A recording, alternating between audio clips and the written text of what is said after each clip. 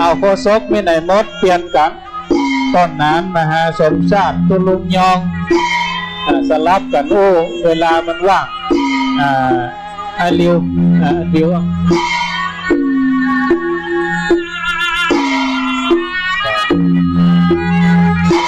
ตอนนี้กำลังเป็นการบรรจุโยมติดยอดฉัตรองค์มหาเจดีย์ธาตุก็จนกว่าจะติดถาวรเลยคุณโยมแล้วเดี๋ยวช่างฟ้อนก็เตรียมตัวเนาะจะมี2 ชุดวันนี้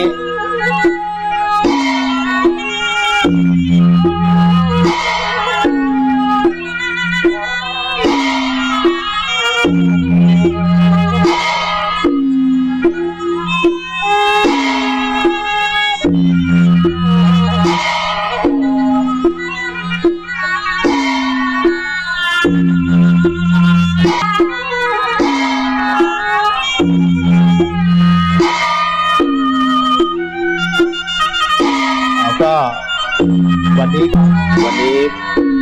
เรียกว่าครูบาอาจารย์มากมายก็มารวมกันที่นี่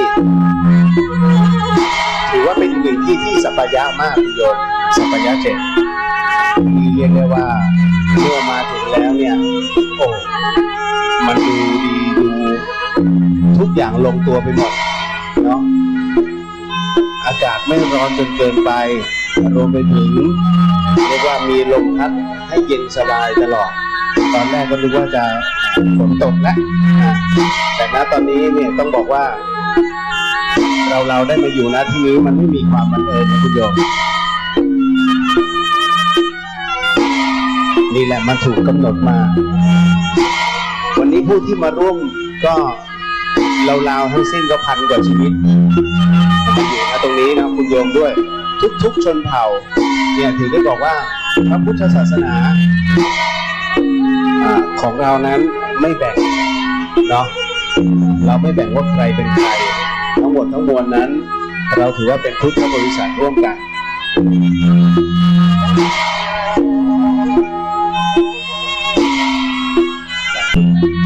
รู้สึกวันนี้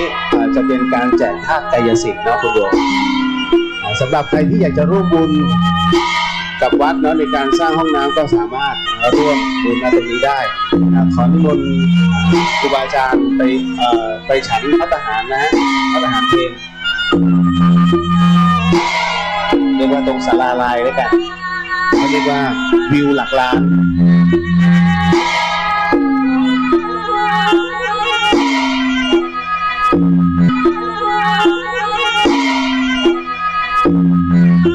ในวันนี้ก็ต้อง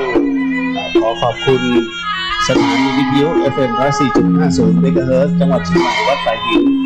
ก็นำโดยท่านผู้อำนวยการสถานีก็คือท่านเจ้าอาวาสวัดสายหินท่านพระครูสมุวิศวะวรปิโจรวมไปถึงทีมงานทั้งสุขสามเณรก็เรียกว่ามาขึ้นวัดวันนี้ก็ต้องบอกว่าทุกครั้งเลยทุกงานท่านอาจารย์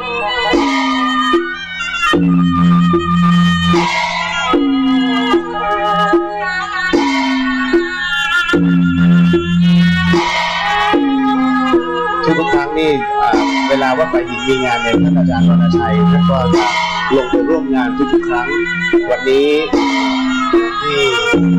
วัด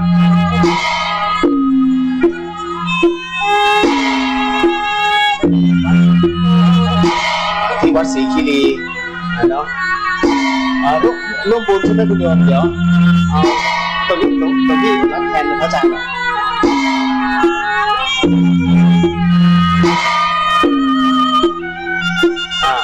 เอาไม่เป็นไรเดี๋ยวพี่ตะวันรับแทนแล้วเดี๋ยวถวายท่านอาจารย์วรชัยทีนึงเนาะสาธุอายุวันโนสุขังพลังเดินทาง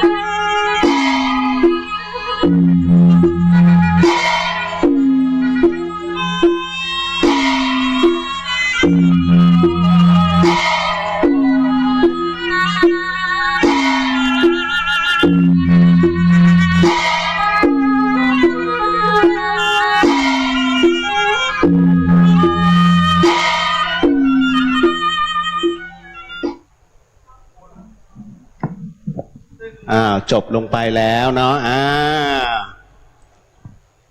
สวยงามมากมียาดมไหมฮะช่างฟ้อนขอยาดม เดี๋ยวมีต่อไหมคุณโยมมีต่อไหมเพลินเลย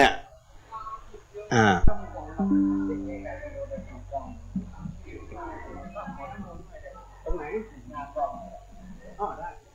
ต้องที่เราฟ้อนมาเห็น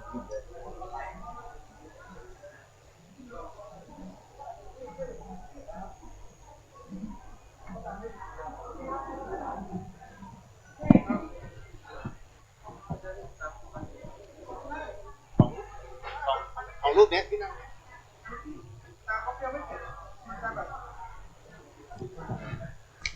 เดี๋ยวท่านใดที่อยากจะร่วมบุญกับท่านพระอาจารย์วรชัยเนาะพระอาจารย์วรรณชัยนะสาวบัวบานนั่นเลยนิทานสอนใจ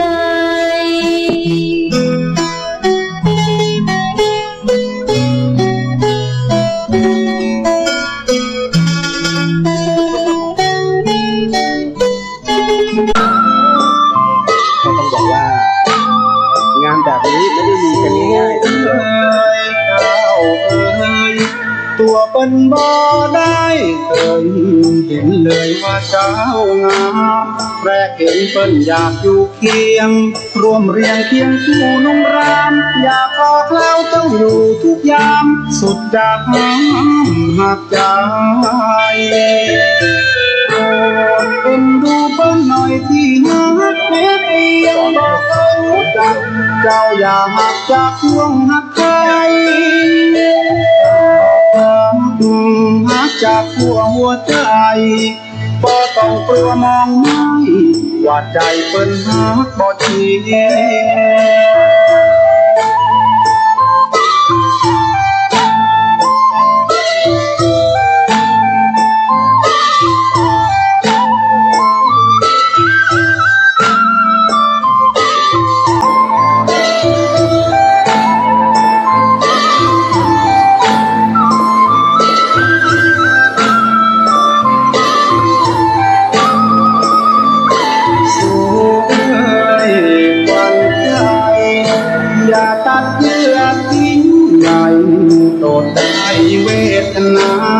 หากเปิ้นและเจ้าอยู่เคียง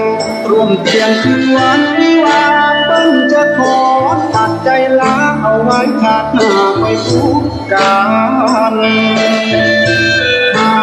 กเมตตาให้เปิ้นกลายคำสู่ดาวจะต้องสักคำที่เปิ้นพร่ำจำนานเจ้าเขาวังวิมานขอใจเจ้าจงหักมันวิมานวันอยู่รำไร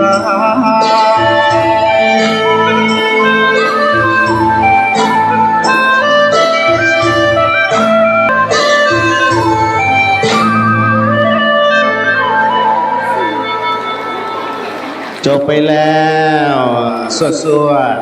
ๆเป็นไงล่ะ ก็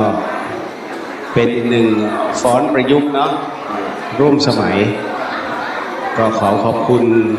ช่างฟ้อนสวยๆทุกๆคนเรียกว่าบรรดานางฟ้าวันนี้ เอาลงทานยังมีอยู่นะคุณโยมนั่นแหละนี่แหละทั้งโรงทานและมหาทานวันนี้ ซึ่งเป็นวันสำคัญอยู่ที่นี่นะครับพบปะกับพระอาจารย์เดี๋ยวท่านก็จะมีของที่ระลึกนะครับที่จะได้มอบให้กับคณะศรัทธาพระธาตุเจดีย์นะครับพุทธศรีคิรีองค์นี้นะครับเริ่มก่อสร้างนะครับเมื่อ12ปีที่แล้วนะครับโดยใช้หินศิลาแรงจากทั่วประเทศนะครับจำนวน 84,000 ก้อนอย่างที่เราได้เห็นนะครับใช้หินจากจังหวัดเชียงใหม่ลำปางลำพูนกำแพงเพชรปราจีนบุรีนครนายกนำมาทุกจังหวัดเลยนะครับตรงไหนขาดหินศิลาแรงพระอาจารย์ก็จะติดต่อนะครับติดต่อขอซื้อนะครับ จากคณะช่างนะครับเอามาเจียนะครับมาตีองค์นี้นะครับที่ผมได้กล่าวไว้แล้วนะครับผ่านการทอดกฐินมาแล้ว12 ครั้งนะครับ12 ปีด้วยกันนะครับแต่ละปีก็จะมีคณะเจ้าภาพพวกเราทั้งหมดนะครับรวมทั้งเจ้าภาพหลักๆที่เดินทางมาจากกรุงเทพอย่างเฮียเล็กนะครับเฮียเล็กเนี่ยท่านเป็นสายบุญใหญ่นะครับคุณอนุพงษ์แท้ตั้งพวกเรารู้จักกันดีอยู่แล้วท่านก็ทำกฐินหลายวัดด้วยกันในคณะสัตยาครับครับ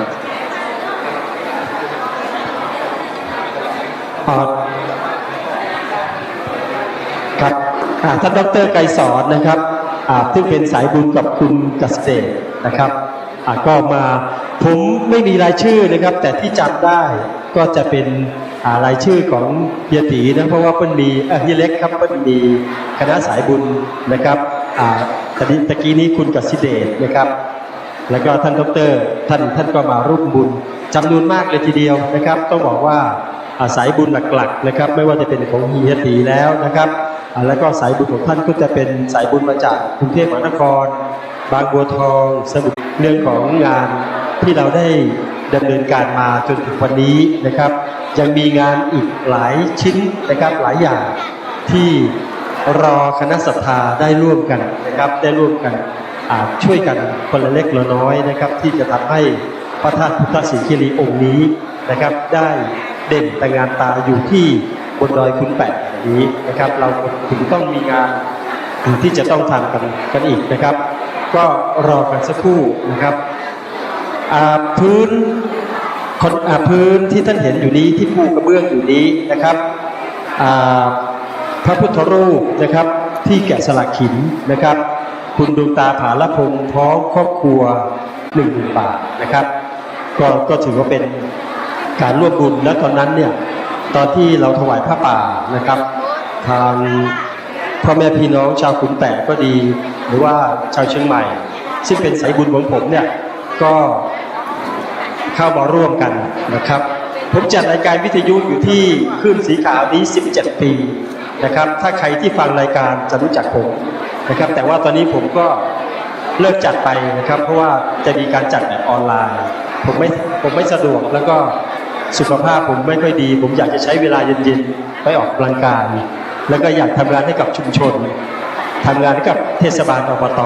นะครับก็เลยได้กราบขออนุญาตลาท่านพระครูอภิวัฒนวิกรมนะครับเมื่อช่วงเดือนพฤศจิกายนปีที่แล้วนะครับก็เลยแต่ว่าอยู่ที่สถานีมาตั้งแต่เริ่มสถานีที่วัดพระธาตุดอยน้อยนะครับตอนนั้นเราตั้งสถานีที่นั่นแล้วก็ย้ายลงมาที่วัดปากทางเจริญนะครับก็17 ปีมันเป็น1นะครับใครจะเข้าก่อนเข้าหลังไม่เป็นไรนะครับขอให้ท่านได้เตรียมต้นคาไว้ท่านที่ฟังอยู่ด้านนอกนะครับที่เตรียมไว้ก็เชิญเลยนะครับเชิญนำต้นคามาไว้ด้านหน้าแล้วก็คณะของท่านนะครับจะเป็นตัวแทนเป็นชุดเป็นกลุ่มก็ได้หรือจะมาทั้งหมดพอครับน้องจอยนะครับคุณนิโรบลพิมพ์สมุทรอันนี้เป็นหลานนะครับเดี๋ยวจะกลับกรุงเทพแล้วนะครับก็มาทำกฐินทำพระป่านี่ผู้พันนะครับผู้พันนี่นะครับเป็นฐานเรือนะครับยศพันโทนะครับก็จะกลับกรุงเทพพอดีตอนนี้คณะสงฆ์ทยอยเข้ามาแล้วนะครับท่านเข้าประจำที่เรียนเชิญทุกท่านนะครับคณะสายบุญแต่ละสายนะครับก็ทยอยกันเข้ามาได้นะครับมาแล้วนะครับพระอาจารย์ท่านมาเดี๋ยวเมื่อพระอาจารย์มาผมได้พูดคุยกันแบบสบายๆเพื่อจะแนะนำองค์พระธาตุหลังนี้นะครับองค์นี้นะครับเพื่อที่จะให้ข้อมูลเล็กน้อยเพราะว่างานบุญที่นี่ผมมาทุกครั้งนะครับมาด้วยความศรัทธาของพระอาจารย์นะครับแล้วก็หลานที่เมื่อสักครู่นะครับมาบ่อยรวมทั้งหัวหน้าขนส่งนะครับคุณมานพพุทธวงศ์ก็มาบ่อยคือบางทีก็วรรณชัยก็มาแล้วนะ หลวงพี่ก็เป็นตัวแทนท่านรับจตุปัจจัยที่คุณโยมนั้นได้ร่วมมาถวายไม่ว่าจะเป็นทั้งห้องน้ำแล้วก็ยอดฉัตรทั้งหมดทั้งมวลเนาะก็เดี๋ยว จากบ้านต่างๆก็เตรียมตัวใครที่อยากจะมาร่วมตรงนี้อันนี้พระอาจารย์โยมท่านนำถวายอาจารย์ครับ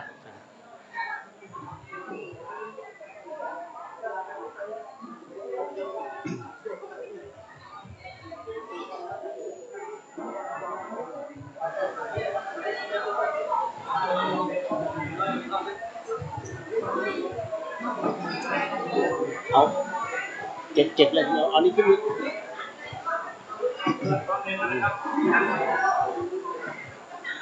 อันนี้สิจะได้แต่พันเดี๋ยว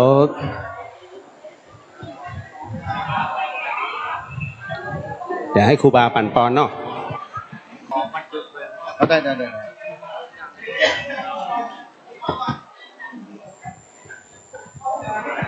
วันหุ่นตุดินแดอาจจะในวันนี้เป็นวันสิริสุภมังคละอันประเสริฐล้ำเลิศยิ่งกว่าวันได้ยามทั้งหลายวันนี้ตรงกับขึ้น3 ค่ำเดือน9เดือนจุจดเราถึงตรงคำวันอาทิตย์ดีวันนี้ในวันยกย่อชาเจดีย์วัดพุทธศรีคีรีได้มีมาสมณศรัทธาท่านเจ้าวัดห้วยไร่พร้อมทั้งมูลศรัทธาอันบรรดงป่าหวายในวันดงป่าวันห้วยไร่เปิดตกหัวจางผู้ตนผู้คนได้ตกแต่งดอกไม้ทุกเดือนจะถูกปัจจัยเครื่องทายทานมาถวายเป็นทานตรงตัวได้มีธรรมะเมตตาปฏิฆารับเอาแล้วเปิดอย่างกรรมะกรรมปรารถนาของท่านเจ้ามาสมณศรัทธาวัดห้วยไร่พร้อมทั้งคณะศรัทธาดงป่าหวายได้ตกแต่งเครื่องแต่มีผู้พันปริชากับเอื้องผู้พันปริชากับเอื้องพร้อมครอบครัวของเพิ่นได้ตกแต่งถวายเป็นทานตรงได้มีธรรมะเมตตากองบุญกุศลที่เกิดขึ้นในโอกาสนี้ในวันยอดชัดเจดีย์พุทธศิคีรีขอ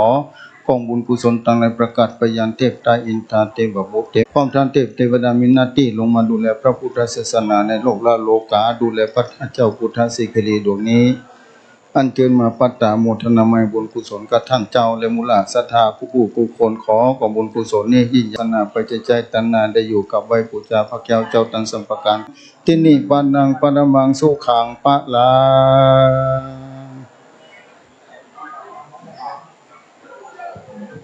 ก็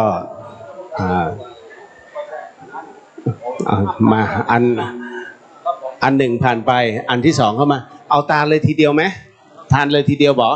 เอาคนไหนที่จะเอาเข้ามาถวายครูบาก็เอามาวางไว้ก่อนคุณโยมวางไว้ตรงหน้าเลยรวมกันเลยเพราะไม่งั้นวันนี้ทั้งวันแน่ๆเนาะหมู่ไหนเนาะเดี๋ยวสักครู่เนาะตอนนี้เป็นพิธีสงฆ์อยู่คุณโยม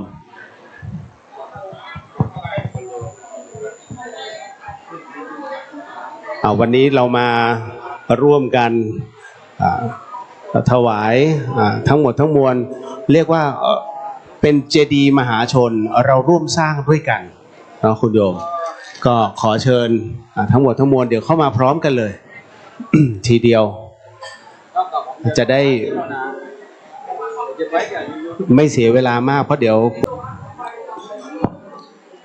รับ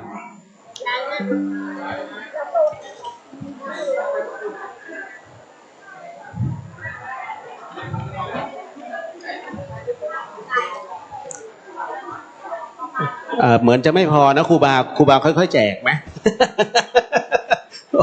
ความต้องการสูงใจเย็นๆเนาะเดี๋ยวท่านจะให้ทีละนิดทีละหน่อยคนละก้อนนะคุณโยมแค่คนละก้อนอันนี้เนาะ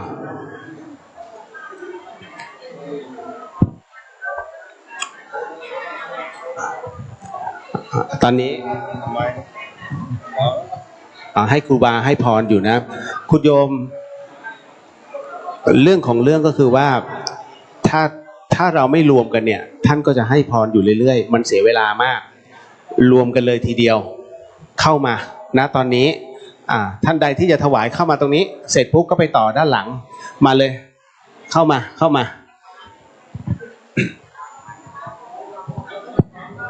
บาครับท่านเจ้าและมูลศรัทธานั้นคงจะมีของบุญกุศลไว้เตรียมแต่งฐานะบารมีของมหาสมณะศรัทธาท่านเจ้าวันหนองกวางพร้อมทั้งมูลศรัทธาผู้คนหลายหมู่บ้านได้ตกแต่งจิตใจบริมรดีแล้วมาทุกบูชาและจะดอกเข้าต่อดอกไม้พร้อมเครื่องทายทานทั้งหลายถวายเป็นในโอกาสยอดชาวัดเจดีย์พุทธศิคีรีของบุญกุศลที่เกิดขึ้นประกาศไปยังเทพใต้อินทราเทวบุตรเทวดาที่ได้มาปัตตาโมทนาไมบุญกุศลเทวดามีหน้าที่ลงมาดูแลพระพุทธศาสนาดูแลพระเจ้าพุทธศิคีรีที่นี่อัญเชิญมารับรู้มาปัตตาโมทนาไมบุญกุศลกับท่านเจ้ามหาสมณะศรัทธา ท่านบาเจ้ายานพิสุบัดหนองขวางพ้องธรรมุลาสดาผู้กุมแม่บ่ได้ชื่อบุพเจตนาของมุลาสดาผู้คนบริสุทธิ์ผ่องใสดีงามแล้วของบุญกุศลไปเต็มแต้นฐานะบารมีพิญโยยิ่งกว่าเก่าร้อยเท่าปันตวีสูงยิ่งขึ้นไปจงเป็นอนุทักขมณีมุนติตัวตนท่านเจ้าและมุลาสดาปัจจัยใจตนาคือได้กากราชจะพระเจ้าตันสัพการที่มีวงทรงปันใหญ่กว้างไพศาลไปตันนาอยู่ในเขตวัฏฏะสงสารตรัสได้ขอได้ไว้ปูชาพระเจ้าตันสัพการได้ศรัทธาต่อพระรัตนตรัยทุกภพทุกชาติได้เข้าใจสัจธรรมของสมเด็จสัมมาสัมพุทธเจ้าได้ข้ามวัฏสงสารด้วยกองบุญกุศลที่สร้างมาแล้วยาวนานจุดจบและถึงเจ้าปัจจุบันของท่านเจ้าและมูลศรัทธาได้ขี่ข้ามโอฆาวัฏสงสารได้สเปาไปสู่ฝั่งกำนานดินแดนนิพพานเจ้าเป็นที่สุขผู้ตนผู้คนนั้นจงจะมีเตียงแต่ดีลี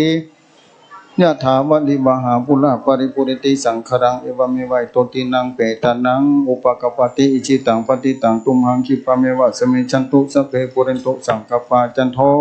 ปนะละโสยถามณิโชติละโสยถาสัพพิติโยวิวัจจันตุสัพพะโลโกวินาสันตุมาเตภววันตรโยสุขิติขายุโกภวะอภิวาธนาสิริสานิจังมุทาปจายโนจัตตาโลธรรมาวัฏันติอายุวันโนสุขังพลังมัทุอุปาลจตานังตายวัตถุตานังจตุปัจจยตานังนานาวัตถุตานังที่นี่ปันนังปะละมังสุขังปะลาสาธุเอาโอเคนะเดี๋ยวขออนุญาตตรงนี้นะครับขอจัดนิดหนึ่งนะครับเดี๋ยวพระอาจารย์ท่านจะไม่มีเวลาพัก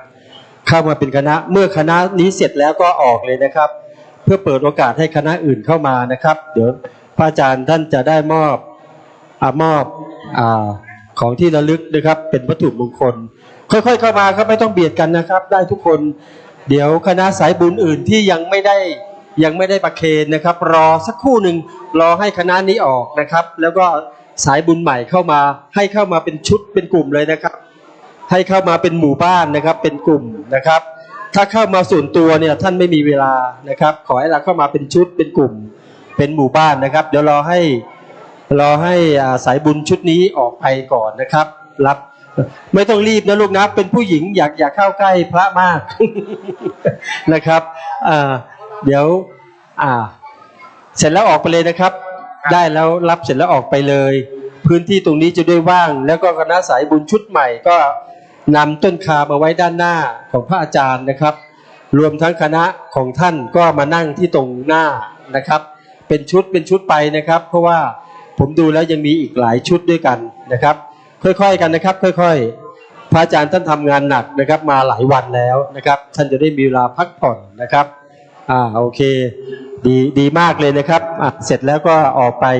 เดี๋ยวขโยมท่านจะได้จัดพื้นที่ด้านหน้านะครับแล้วก็คณะนี้ได้ยังครับคณะอย่าเพิ่งรับของวัตถุมงคลนะครับรอให้คณะ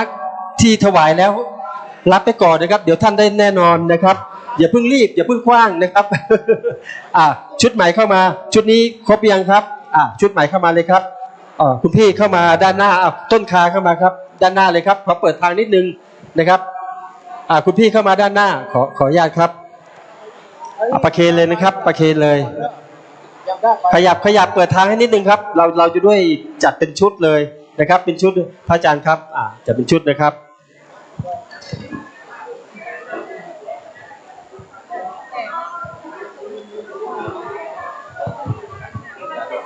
ครับประเคนเลยนะครับประเคนเลยชุดนี้นั่งเลยนะครับนั่งเลยนะครับเอวเมวัยโตตินังเปตานังอุปกปติอิจิตังปฏิตังตุมหังคิปะเมวะสเมจันตุสัพเพปุเรนตุสังกปาจันโทปนะละโสยถามณิโชติละโสยถาสัมปติจามิกลาบานิดำนิดมีมาสมณะสดาท่านเจ้าวัดป่าหกฟ้าธรรมประครูสนทรปัญญารัตน์วัดป่าหกฟ้าพงธรรมุลาสถานและคณะสถานหลายหมู่บ้านป่าการตกแต่งดอกไม้ทุกเทียนจะดูปัจจัยเครื่องตายาตมาร่วมทำบุญในโอกาสโจยอดชัจรีพระพุทธสีกินีที่นี่วันนี้ตัวได้มีธรรมะเมตตาปฏิฆาหับเอาแล้วเพื่อยังกรรมะกรรมพัฒนาของเจ้ามาสมณะสัทธาและมุลาสัทธาผู้ปุ่นกุตนผู้โคโอจงจะมีเตียงแทนดินลีด้วยบุญกุศลไปเต็มแทนฐานะบารมีของท่านเจ้าและมุลาสัทธา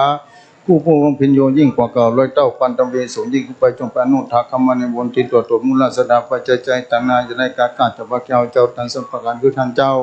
มาสมณะศรัทธาเป็นที่เพื่องของพุทธบริษัทตั้งหลายของมูลศรัทธานั้นจะอยู่เย็นเป็นสุขเจริญประเดโภคสัสมบัติธนสารสมบัติธรรมสารสมบัติทรัพย์สินแสดงขันจงปรากฏขึ้นคือมูลศรัทธากูเมื่อกูยังสุขภาพพระมัยคือกันและมีความสุขสบายด้วยสติและปัญญาพวกโวนเพื่อแก่มูลศรัทธายิ่งใหญ่ไพศาลปรารถนาให้ท่านเจ้าเจริญรุ่งเรืองในพระพุทธศาสนาเป็นที่พึ่งของพุทธบริษัทในที่ทั้งสี่ยิ่งใหญ่ไพศาลปรารถนานั้นจงจะมีของบุญกุศลทั้งหลายเพื่อไกลเป็นบันไดแก้วไก่ขึ้นเมืองสวรรค์จันทร์ฟ้ากลายเป็นสะพานเข้าวัฏสงสารให้แก่ท่านเจ้าและมูลศรัทธากลายเป็นสะเพาความนำพาท่านเจ้ามาสมณศรัทธาวัดป่าโฮฟ้าท่านพระครูสนทองปัญญาพร้อมท่านเทวสิทธิยมเจ้าและมูลศรัทธาผู้ผู้พลผู้หมู่บ้านที่ได้ตกแต่งด้านถวายเป็นตาในโอกาสนี้ได้ข้ามวัฏสู่สัมไปสู่ฝั่งกำนานมีปันเจ้าเป็นที่สุดในจุงจับมีเตียงแต่ดีๆสัพพิติโยวิวัจจันตุสัพพะโลกวินาสันตุมาเตภววันตรโยสุขิติขายุโกภวะอภิวาทนาสิริสานิจังพุทธาปจายโนจัตตาโลธรรมาวัฏันติอายุวันโนสุขังปาลังมตุบุพาลาจาตานังตายวัตุตานังจตุปัจจยตานังนานาวัตุตานังทินีปานังปนมังสุขังปาลังตุเนื้อครูบาท่านเจ้าเนอพี่น้องเวียงป่าเป้าแม่ขัดจานเตรียมตัวเนอะก็เดี๋ยวขอเก็บเก้าอี้ชุดนี้ก่อนเนาะแล้วชุดนี้ก็เดี๋ยวขอเจ้ากันเนาะจะบิดหน้าเก้าอี้ทำไมจะบริหารในนี่ทำไมอันนี้อาจารย์วันใช้บินตั้งข้างคือก็เดี๋ยวจะปรับทำไมศรัทธาช่วยกันโขนกรรมการช่วยกันโขนครัวออกช่วยกันโขนครัวออกก่อนตีตานแล้วออกก่อนหมู่ใหม่ฟังเข้ามาเด้ออันนี้จะได้บรรจุหมู่ใหม่ฟังเข้ามาเตื้อก็เดี๋ยวเขาจะปรับตีก่อนเดี๋ยวจะปรับตีก่อนเนาะเอาศรัทธาเขามาเอาต้นขวดตาลออกไปก่อนตะเคียนแล้วออกเลยนะครับคณะกรรมการนะครับเดี๋ยวเอาออกไปแล้วเดี๋ยวจะปรับที่ให้พระอาจารย์ใหม่คณะสายบุญชุดที่ผ่านมานะครับมารับวัตถุมงคลเสร็จแล้วนะครับแล้วออกเลยนะครับวนออกเดี๋ยวคณะจากเวียงป่าเป้าเนาะพระอาจารย์ช่วยคนครัวกันเนาะช่วยคนครัวกรรมเวียงป่าเป้าแม่กระจานคณะต่อไปพระอาจารย์ฮะเตรียมตัวเลยนะครับเพราะว่าเป็นอยู่ไกลเนาะเก็บดอกได้ก่อนเนาะกรรมการเก็บดอกก่อนครับเดี๋ยวเบาครับเบาเนาะระวังน้อยหนึ่งไม่ยิงระวังน้อยหนึ่งนะครับไม่ยิงระวังน้อยหนึ่งโอเคคณะกรรมการ เดี๋ยวคณะต่อไปนะครับจากเวียงป่าเป้าแล้วก็แม่ขจารย์นุพระอาจารย์เนาะครับเชิญเลยนะครับเพราะว่าเป็นอยู่ไกลเนาะคณะเวียงป่าเป้ากับแม่ขจารย์เชิญด้านหน้าเวียงป่าเป้าเข้ามาวงมงคลตาล้อเลยเจอเนอร์เวียงป่าเป้ามงคลตาล้อแม่ขยับน้อยได้ก่อนนี่หนตางด่ะถ้าไปตั้งหลังก็ไปตั้งหน้าได้สองอย่างวันหนตางเนอท่านนี่นะขอตีนี่กำเนาะ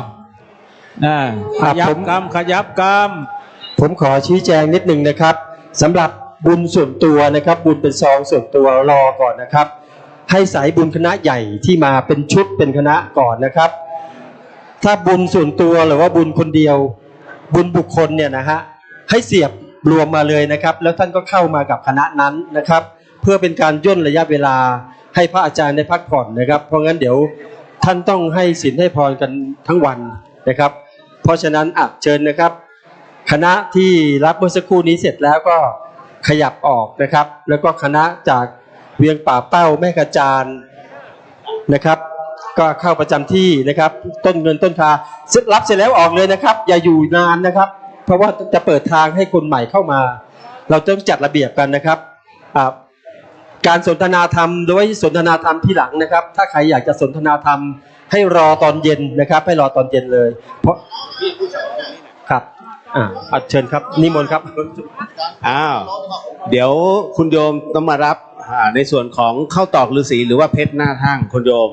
อันนี้เป็นธาตุกายสิทธิ์นะเป็นรองเฉพาะเหล็กไหลหลวงพี่ต้องบอกก่อนเลยว่าใช้ในเรื่องของการรักษาซึ่งมีพุทธานุภาพสูงมากแต่ถ้าพกไว้ก็เป็นเรื่องของเกี่ยวกับการค้าการขายนะคุณโยมวิธีการเขาใช้ดูดพิษก็คือให้คุณโยมผสมกับน้ำซาวข้าวก็คือฝนแล้วก็ ผสมกับน้ำซาวข้าว เราเชื่อว่าสามารถขจัดในเรื่องของคุณไสยอะไรได้ วิธีการบูชาคุณโยมตั้งนะโม3จบแล้วด้วยว่าด้วยจุติจิตตังอรหังพุทโธนะโมพุทธายะจบเลยนะอันนี้คือวิธีใช้เนาะเอาละงั้นเดี๋ยวหลวงพี่มอบตัวนี้ให้กับพิธีกรต่อสาธุ เอาต้นขาอีแม่เข้ามาข้างในครับประเคนก่อนนะครับ แล้วเดี๋ยวก็รับบุญทีเดียวเลยนะครับ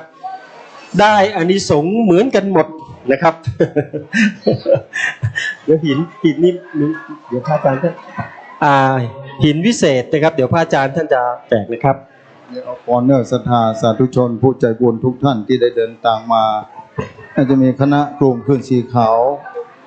อำเภอเวียงป่าเป้านะตานางเมปริสุทธิ์ทางอนุโมทนาอย่างยิ่งคณะศรัทธาและหมู่บ้านคณะศรัทธาบ้านมงคลต้านล้อวัดมงคลพรหมมงคลต้านล้ออำเภอดอยหล่อ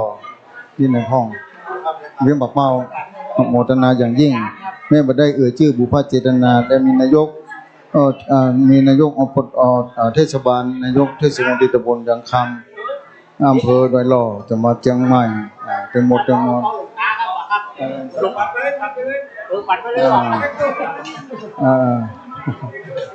ขอคณะศรัทธาทั้งหลายตั้งบุพเจตนาอันบริสุทธิ์ของสายดีงามแล้วแม้บ่ได้ชื่อของมูลศรัทธาบุพเจตนาของมูลศรัทธาทั้งหลายนั้นจะได้หวั่นไหวตั้งจิตอธิษฐานเอาโดยบุพเจตนาบุญกุศลย่อมเกิดขึ้นในโอกาสนี้วันนี้ตรงกับคืน3 ค่ำเดือน9เหนือจูโจทย์รอดถึงวันนี้เป็นวันยอดชัดว่าพุทธศิคิรีมุราศรัทธาปณิธานไว้ตั้งแต่บ้านแต่จองแล้วบุญเกิดขึ้นแต่ปุญแล้วเพราะฉะนั้นโอกาสนี้ขอตั้งจิตตั้งใจรับพรด้วยภาษาบาลีต่อไปเน้อนะศรัทธายะถาวะดิวหาปุระปาริปุริติสังขรังเอวเมวะอิโตตินังเปตานังอุปากปติอิชิตังปฏิตังตุมหังคิปะเมวะสเมชันตุสัพเพปุเรนตุสังกปาจันโทปนะละโสยถามณิโชติโลติลาโสยถาสัมปจิจามิกัลลปณิยมนิมูลสัทธาแต่ผู้คนมีบุพเจตนาบริสุทธิ์ผ่องใสต่างคนต่างเป็นเก้าด้วยบุพเจตนาบุญกุศลที่มูลศรัทธาตั้งจิตตั้งใจถวายเป็นทานในโอกาสนี้ประกาศไปยังเทพตาอินตาเทวบุตรเทวดาทั้งหลายคือได้มาปัตตาโมทนาบุญกุศลเทวบุตรเทวดามีหน้าที่ลงมาดูแลพระ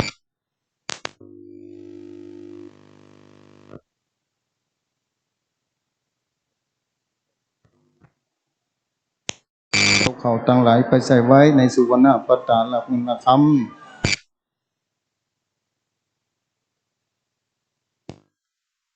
ตั้งพวกคุณบารมีรูปเป็นโยยิ่งกว่าเก่าร้อยเต้าปันตวีเจริญด้วยพระสมบัติธนสารสมบัติธรรมสารสมบัติทรัพย์สินเสด็จการจงปรากฏขึ้นในโลกนี้เกิดชาติใดก็ตามในเขตวัฏสงสารคือเกิดบนมนุษย์ในโลกละโลกาจะได้อดอยากจะได้การก็ว่าบ่มีจะได้เกิดขึ้นในชีวิตแต่ละชาติโจจอดรอดถึงคำวัฏสงสารโดยของบุญกุศลที่เป็นสิบยังกรรมไปสู่ฝั่งกรรมหน้าดินแดนนิพพานเจ้า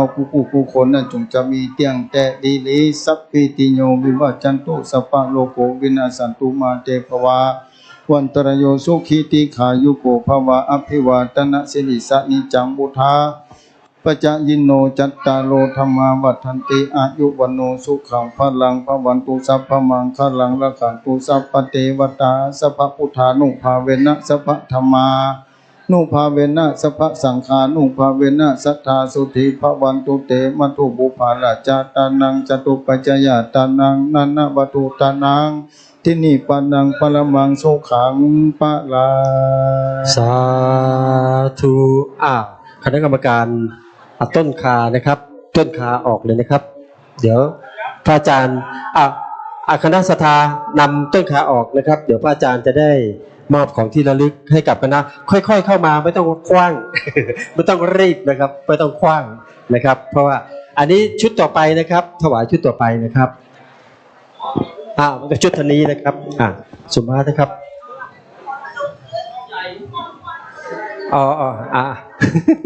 บอกสมมาตรนะครับหลวงพี่ครับ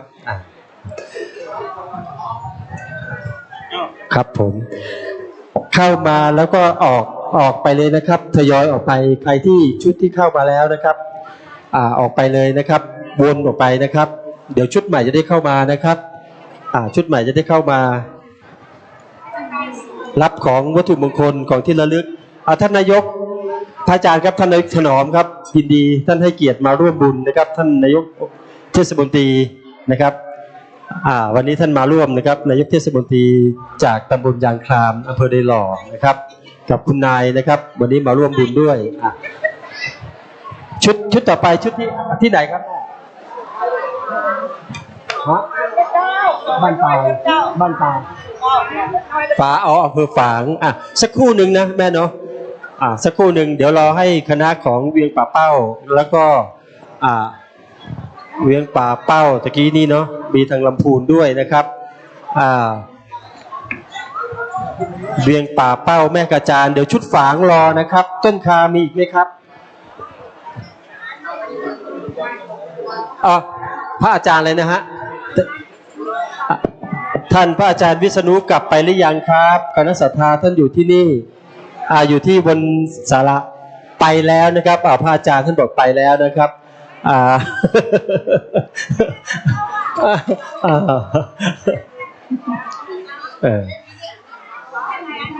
เดี๋ยวชุดของฝางอย่าเพิ่งรับวัตถุมงคลนะครับรอประเคนก่อนชุดไหนมีอีกไหมครับชุดรับแล้วออกเลยนะครับตรงนี้จะได้ว่างเชิญครับต้นคาแล้วก็ผลไม้เนาะพี่เนาะผลไม้เมืองฝางครับแม่ชีครับเชิญครับชุดที่ยังไม่ได้ประเคนนะครับรอสักครู่เดี๋ยวผมจะเคลียร์ตรงนี้ให้ว่างแล้วท่านก็เข้ามานั่งเนาะพระอาจารย์ท่านทำงานหนักนะครับใครที่ยังไม่ได้ประเคนก็อย่าเพิ่งรับของมงคลนะครับรอให้ศีลให้พรแล้วรับวัตถุมงคลของที่ระลึกก่อนนะครับอย่าเพิ่งหยุดแค่ตรงนั้นนะครับมาลุกมาคุณพี่ต้นคาเชิญนะรับแล้วออกเลยนะลูกนะพี่เมืองฝางของเมืองฝางทางนู้นประเคนยังครับ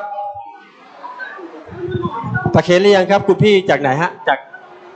มาครับแม่ฮ่องสอนนะครับแม่ฮ่องสอนกับเมืองฝางมาด้วยกันเลยดีไหมครับขออนุญาตครับอาจารย์ครับเดี๋ยวทางแม่ฮ่องสอนขอหลบนิดนึงครับขอให้ทางแม่ฮ่องสอนอาจารย์ครับรับแล้วก็ออกเดี๋ยวแม่ฮ่องสุดจ่อไปเป็นแม่ฮ่องสอนตอนนี้ทางเมืองฝางเนาะเมืองฝางแล้วก็ตะกี้ต้นคาที่ไหนครับคุณพี่เชิญเดี๋ยวพร้อมกันกับชุดแม่ฮ่องสอนนะครับจะด้วยแบ่งเบาภาระพระอาจารย์เนาะเสร็จแล้วออกเลยนะครับตอนนี้ทางคณะสายบุญจากแม่ฮ่องสอนนะครับแล้วก็เมืองฝางเชิญครับประเคนกับพระอาจารย์สักครู่หนึ่งนะครับสองชุดนะครับพระอาจารย์ครับกราบนิมนต์ครับ2 ชุดครับจากไหนนะครับจากตาลี่กับแม่ฮ่องสอนนะครับกราบนิมนต์ครับพระอาจารย์ครับ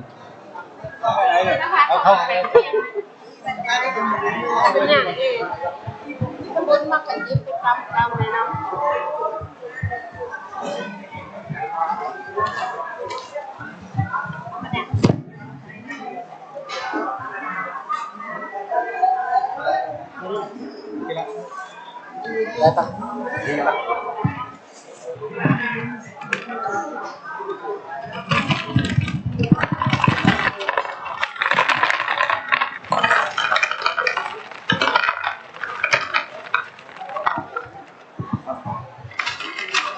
วันนี้มีคณะศรัทธา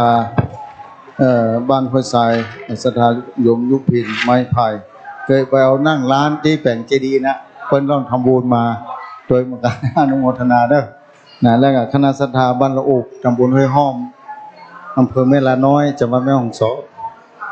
แล้วก็คณะศรัทธาบ้านห้วยทรายตะลี่ผู้คนคือตั้งจิตจ่ายเนอะเอาปอนมาร่วมบุญกุศลด้วยกันในโอกาสนี้วันหุ่นตุ้งดีแลอาจารย์ในวันนี้เป็นวันสิริสุภมังคละอันประเสริฐล้ำเลิศยิ่งกว่าวันเลยนะตั้งในโอกาสกับวันนี้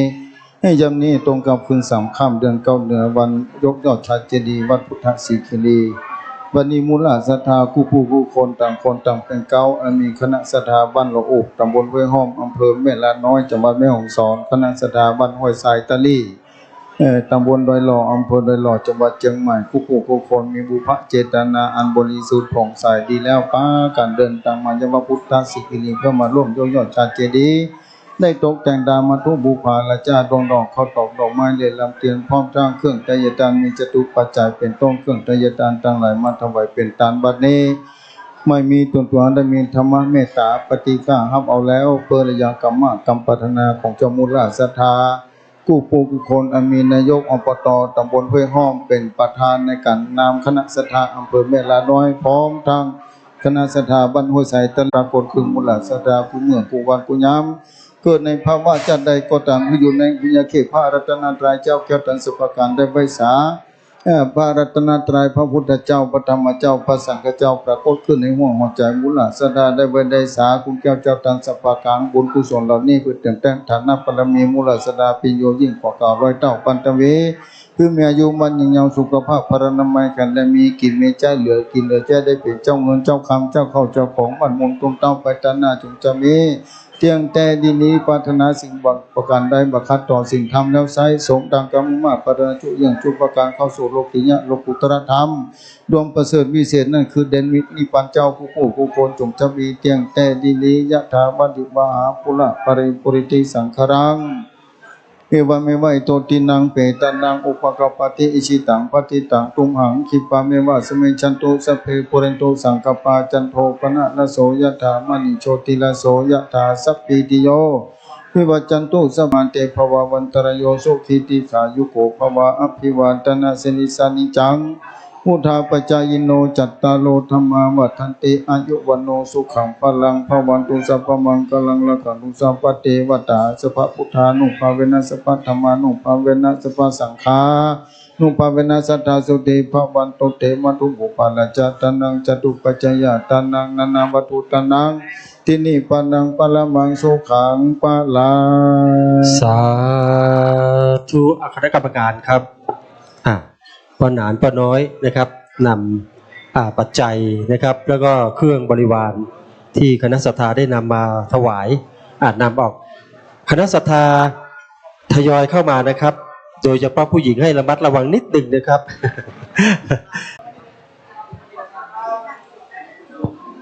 ขอบพระคุณครับขอบพระคุณครับเป็นระเบียบเรียบร้อยดีนะครับเป็นระเบียบเรียบร้อยดีมากเลยนะครับเพราะว่าท่านพระอาจารย์ท่านเหนื่อยมาหลายวันนะฮะ แต่ท่านก็พลังแห่งศรัทธานะครับท่านเป็นเนื้อนาบุญให้กับคณะศรัทธาท่านยอมเหน็ดเหนื่อยนะครับยังไงก็ต้องมาต้อนรับคณะสายบุญนะครับทุกสายเลยนะครับคณะศรัทธาต้นคาหรือจะเป็นปัจจัยจะเป็นของใช้อะไรก็แล้วแต่นะครับที่จำเป็นก็เตรียมนะครับชุดต่อไปเตรียมเลยนะครับพี่น้องท่ามาโอมีนี่อยู่หรือเปล่าครับพี่น้องท่ามาโออันนี้มาจากสองแควโดยหล่อนะครับครับรับคนนะครับรับได้หมดเลยนะครับ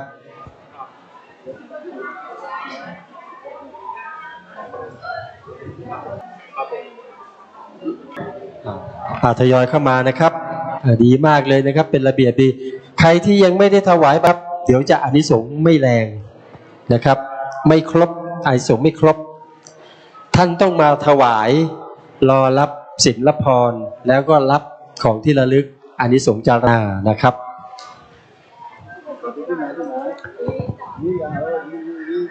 ลีก็มานะครับมาทั่วทุกสารทิศเลยเชิญครับเชิญด้านในเลยนะครับ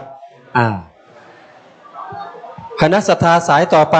เข้ามาเลยครับท่านโอเตรียมพร้อมนะครับวันนี้ผมกับลูกๆก็มาตั้งโรงทานเนาะมีตำส้มมีข้าวเหนียวมีไอศครีมนะครับตั้งโรงทานเชิญครับคณะสายบุญจากท่ามาโอนะครับแล้วก็หมู่บ้านใกล้เคียงนะครับของตำบลสองแควเฮาเข้ามาน้าปาต้นกาคณะสายบุญอื่นจะมีอีกไหมครับดูก็เบาบางลงไปแล้วเนาะโอเคเลยนะครับเดี๋ยวพระอาจารย์ท่านไม่ต้องทำงานหนักส่วนท่านที่มาส่วนตัวนะครับเป็นซองส่วนตัวให้รวมกันมานะครับจากสันคงคำเชิญครับแม่พลแม่เลี้ยงแก้วนะ สันโกการวันนี้ฟังรายการพระอาจารย์อยู่ตลอดนะครับเชิญพี่หนานครับพี่หนานเดี๋ยวรอให้ชุดนี้จะเพิ่งรับนะชุดใหม่อย่าเพิ่งรับถ้าโอ้เดี๋ยวนะป้าเดี๋ยวอย่าเพิ่งรับรอถวายก่อนรอเพิ่นก่อนอ่ะไอพลเอาเข้ามาครับอย่าเพิ่งรับรอถวายรอรับศีลก่อนอ่ะเข้ามาครับอย่าเพิ่งรับครับอย่าเพิ่งรับเดี๋ยวจะไม่เป็นระเบียบเนาะเดี๋ยวพอรับก็จะรับกันไปหมดเลยไม่ได้ถวายแล้วเอาต้นเงินมาเอามาปักที่ต้นเงินเชิญครับเจ๊หมวยครับจากสามหลังมาหลวงน้ำพึ่งพระอาจารย์ครับอันนี้เป็นคณะศรัทธาสองแควทาง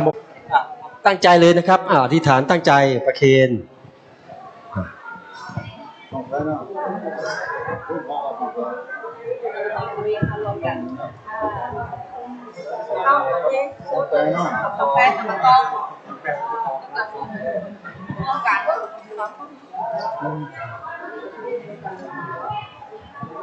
สมบัติตรงเลยนะ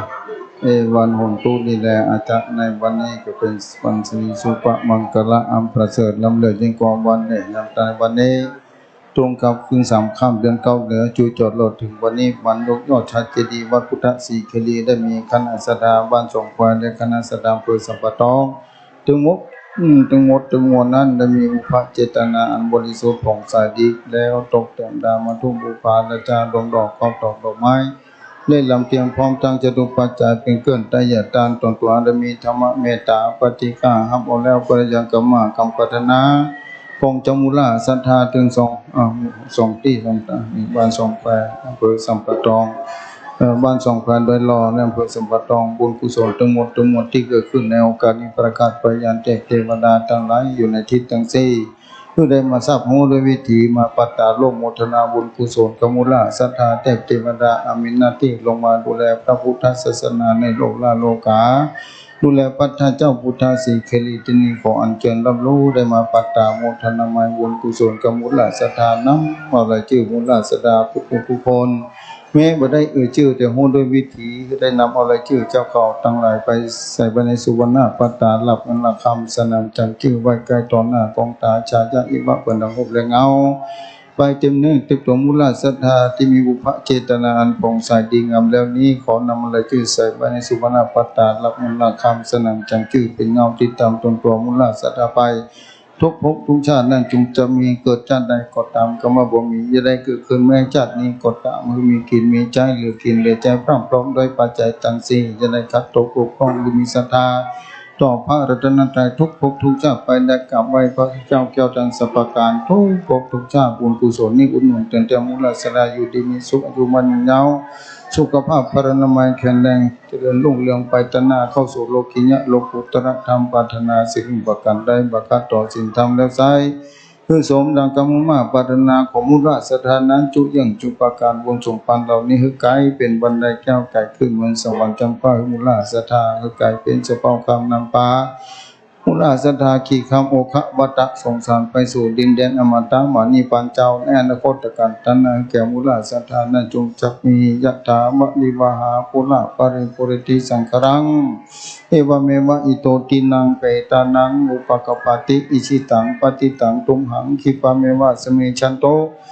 สัพเพปุเรนตุสังกัปปะจันโทปนะละโสยถามณิโชติละโสยถาสัพพิติโยวิวัจจันตุสัพพะโลกวินาสันตุมาเตภวะวันตรโยสุขิติขายุโกภวาอภิวาทนาสิริสานิจังวุธาปจายโนจัตตาโลธรรมาวัฏันติอายุวันโนสุขังพลังภวันตุสัพพมังคลังราคันตุสัพพเทวตาสัพพพุทธานุภาเวนะสัพพธรรมานุภาเวนะสัพพสังฆานุภาเวนะสัทธาสุขีภวันตุเตจตุปัจจยตานังตินิปนังปรมังสุขังปะลาสาธุครับก็เสร็จสิ้นไปรับของที่ระลึกนะครับวัตถุมงคลจากพระอาจารย์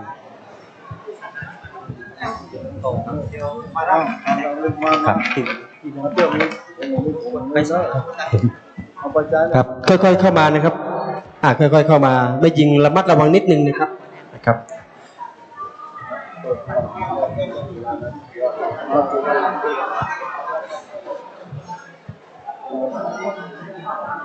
ของใครเนี่ยให้ใคร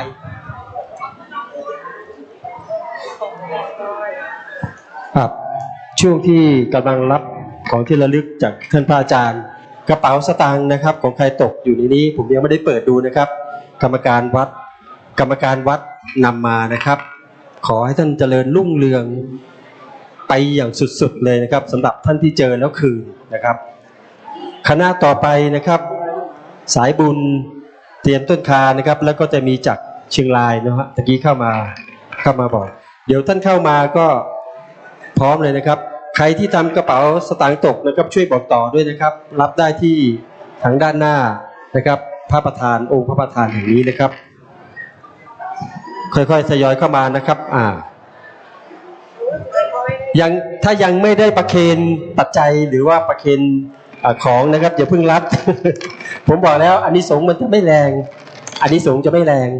ถ้าท่านประเคนแล้วรับศีลแล้วรับของที่ระลึกครบทุกขบวนตามขั้นตอนอานิสงส์จะแรงมากนะครับเดี๋ยวรอให้คณะศรัทธาจากเชียงรายแล้วก็ด้านนู้นแล้วก็มีต้นคานะครับเข้ามานะครับเสร็จแล้วก็ออกเป็นระเบียบเรียบร้อยดีมากเลยนะครับเข้ามาทีละ2คณะก็ดีนะครับจะด้วยลดขั้นตอนพระอาจารย์จะได้พักผ่อนนะฮะ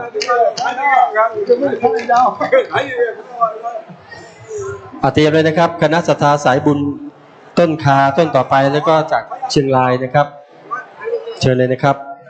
เข้ามาเป็นชุดหนึ่ง2คณะเนาะชุดละ2คณะหรือ3คณะตามความเหมาะสมของพื้นที่นะครับเดี๋ยวลูกแข่งฟ้าขอไทยผมสักดึงดูนะครับขออย่างครับ1 2 3ท่านนะครับ1 2 3ครับ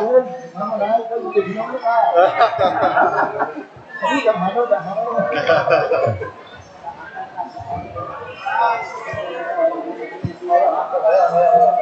เดี๋ยวนี้เราจะหาเนี่ยนี่ไง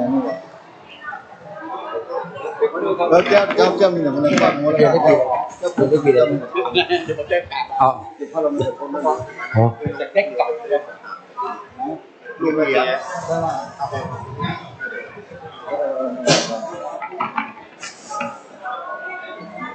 ไปขอบคุณครับช่างได้เดี๋ยวคณะต่อไปผมขอเวลานิดเดียวนะครับนิดเดียวจริงๆเดี๋ยวเฮียเล็กนะครับสายบุญใหญ่คุณอนุพงษ์แท้ตั้งนะครับซึ่งนำกฐินแล้วก็งานบุญหลายครั้งมาจะกราบลาอาจารย์แป๊บหนึ่งนะครับ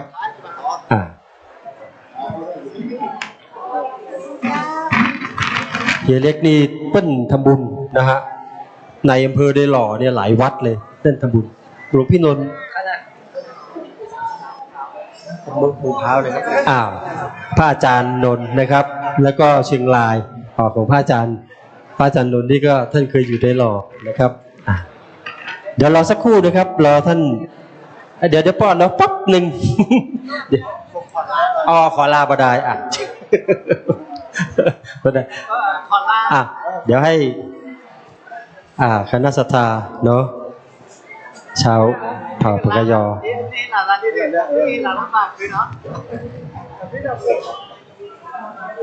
นี่แหละครับเฮียอนุพงษ์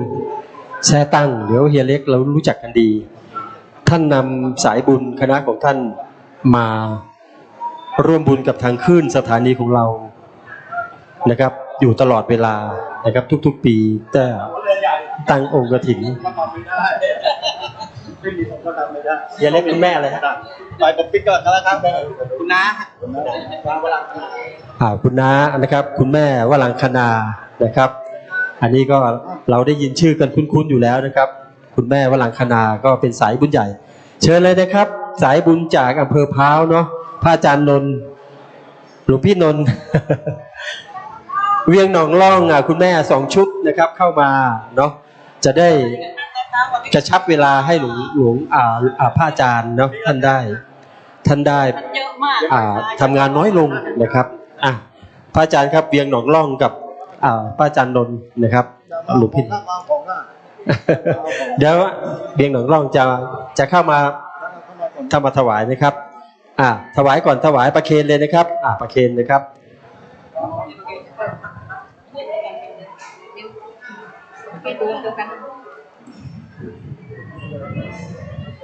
ไฟจานมาแล้ว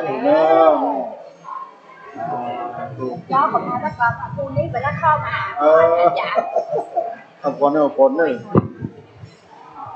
วันหุนตูดีแลอาจจะในวันนี้เป็นวันสิริสุภมังคละอัมประเสริฐล้ำเลิศยิ่งกว่าวันใดยามตั้งหลายในโอกาสเวลาวันนี้ตรงกับพึ่ง3 ค่ำเดือนเก้าเหนือจุดจรลอดถึงเป็นวันที่9เดือนมิถุนายนนี้ในกำหนดการยอดชาเจดีย์สมณะศรัทธาและมุลาศรัทธาหูเขาขป้าการเดินตามมาร่วมทำบุญสุนทานยอดชาเจดีย์วันนี้ไม่มีว่าสมณะศรัทธาวัดแม่ไสนาลาวอำเภอเป้าตำบลหลงขอดอำเภอเป้าจังหวัดเชียงใหม่พร้อมทั้งคณะศรัทธาบ้านเบียงหนองร่องอำเภอเบียงหนองร่องบ้านต้นพึ่งเบียงหนองร่องได้ตกแต่งดามาทุบูผาและจาดองดอกเข้าตอกดอกไม้ในลำจำพร้อมทั้งจตุปัจจัยเครื่องไตรยทานทั้งหลายมาร่วมทำบุญส่งทานในการยอดชาเจดีย์พุทธสีเกลีมีมหาสมณะศรัทธาบุญละศรัทธาพระนาบุญกุศลที่ได้ตกแต่งดาถวายเป็นตานขอเป็นประวัติปัจจัยคือท่านเจ้ามหาสมณะศรัทธาเป็นที่พึ่งของพุทธบริษัทยิ่งใหญ่ไพศาลพัฒนาของบุญละศรัทธาเมื่อว่าจะเป็นเวียงหนองร่องก็ดีอำเภอเป้าบุญก็ดีแม่สายนาลาวขอท่านมุลาศรัทธาผู้คนอยู่เย็นเป็นสุขอายุมันยืนยาวเจริญไปได้พบกับชาติสมบัติธนาสารสมบัติธรรมสารสมบัติประกาศของบุญกุศลไปยังเทพเทวดาอยู่ในทิศทั้ง4ก็ได้มาปัตตาโมทนาไมบุญกุศลก็ทำเจ้ามาสมณะศรัทธาและมุลาศรัทธานำเอารายชื่อมุลาศรัทธาทั้งหลายซึ่งเป็นเทพเทวดามีหน้าที่ดูแลพระพุทธศาสนาดูแลพระเจ้าปุตตสิกลีนี้ขอคือนำเอาสมณะศรัทธารายชื่อท่านเจ้าเขาของพระมุลาศรัทธาผู้คนที่มาร่วมแล้วในโอกาสนี้ไปเสวนาสุวรรณปัตตาลับเงินละคำสนามจันทร์ชื่อไว้ใกล้ต่อหน้าของตาชายะอิมาปนหุบและเงาของบุญกุศลไปเตรียมแทนฐานะบารมียิ่งใหญ่ไพศาลผู้ตนผู้คนมีความสุขสมดีเกิดขึ้นกับตนกับตัวของท่านเจ้าและมุลาศรัทธาคือความพร้อมไปด้วยปัจจัยทั้ง4เกิดชาติใดก็ตามได้มาไหว้บูชาไหว้สาพระแก้วเจ้าตั้งสัมปการทุกภพทุกชาติไปจะได้กระกราจะพระแก้วเจ้าตั้งสัมปการให้มีบุญสูงปันอย่างความไพศาลไปแต่นั้นคือท่านเจ้าสมณะศรัทธาและมุลาศรัทธาคือมีความพร้อมบริบูรณ์ด้วยปัจจัยทั้ง4มีกินมีใจเหลือกินเหลือใจได้เป็นสกุลเศรษฐีกุภพผู้ชาติกันคงรุ่งเรืองไปตนาของบุญกุศลนำพาท่านเจ้าและมุลาศรัทธาได้เข้าสู่โลกิยะโลกุตระธรรมดวงประเสริฐวิเศษของบุญกุศลคือกลายเป็นบันไดแก้วไก่ขึ้นเมืองสวรรค์จันทร์ฟ้าได้เข้ามาตาสงสารได้สะเปาคำนำพาท่านเจ้าและมุลาศรัทธาได้ขีดคำโอคะวัตะสงสารอันกันได้ยาวกายนี้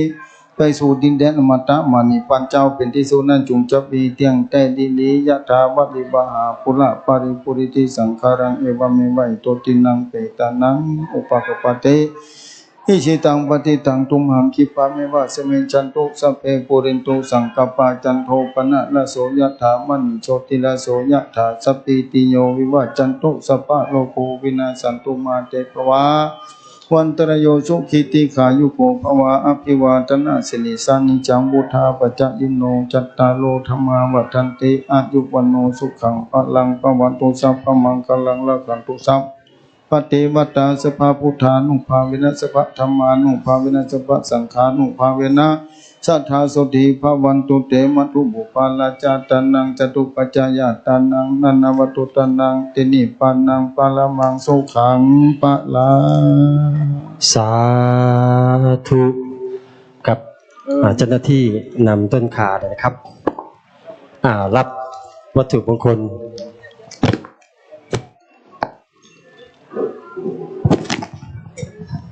ทยอยเข้ามาตอนนี้นะครับคณะสายบุญก็เหลือน้อยลงแล้วนะครับผมก็ตามอัธยาศัยเลยนะครับคณะสายบุญสายใดที่จะเข้ามาถวายนะครับเข้ามากราบพระอาจารย์ก็เชิญเข้ามาเลยนะครับผมจะหยุดใช้การประชาสัมพันธ์แล้วนะครับเพราะว่าเข้าที่เข้าทางแล้วนะครับเชิญเลยนะครับคณะสายบุญเตรียมเลยนะครับเดี๋ยวท่านมารายงานตัวกับท่านพระอาจารย์เลยนะครับนะคุณนะโนเชิญเลยนะครับจบคณะนี้นะครับเชิญคณะสายบุญเชิญเข้ามาเลยนะครับ นอชาแห่งเพื่อนจะกลับแล้วนะครับบ้านสามหมอกประชาสัมพันธ์นอชาแห่งนอชาหนึ่งเพื่อนนะจะกลับแล้วนะครับจากบ้านสามหมอกก็ไปรวมกันด้วยนะครับเดี๋ยวชุดนี้ออกนะครับคณะเจ้าภาพชุดต่อไปเชิญเลยนะครับแล้วผมก็จะขออนุญาตตรงนี้เลยนะครับเพราะว่าคงจะเบาบางแล้วนะครับคณะศรัทธาสายบุญแต่ละสายก็ไม่หนาแน่นแล้วนะครับครับเสียกรแม่ก็ได้ยินรายการช้า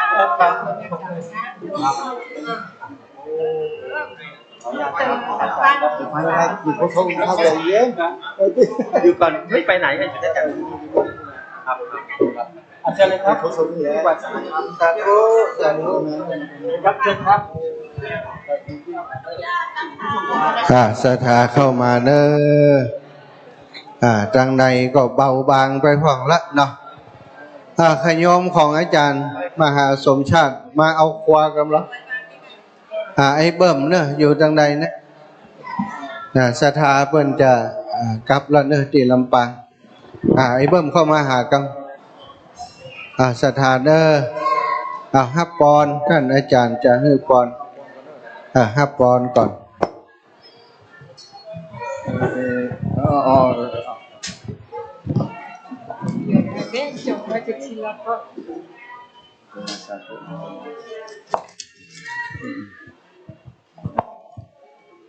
วันหุนตุนี่แหละอาจจะในวันนี้เป็นวันสิริสุภมังคละอันประเสริฐล้ำเลิศยิ่งกว่าวันได้ยามตั้งหลายวันนี้ตรงกับ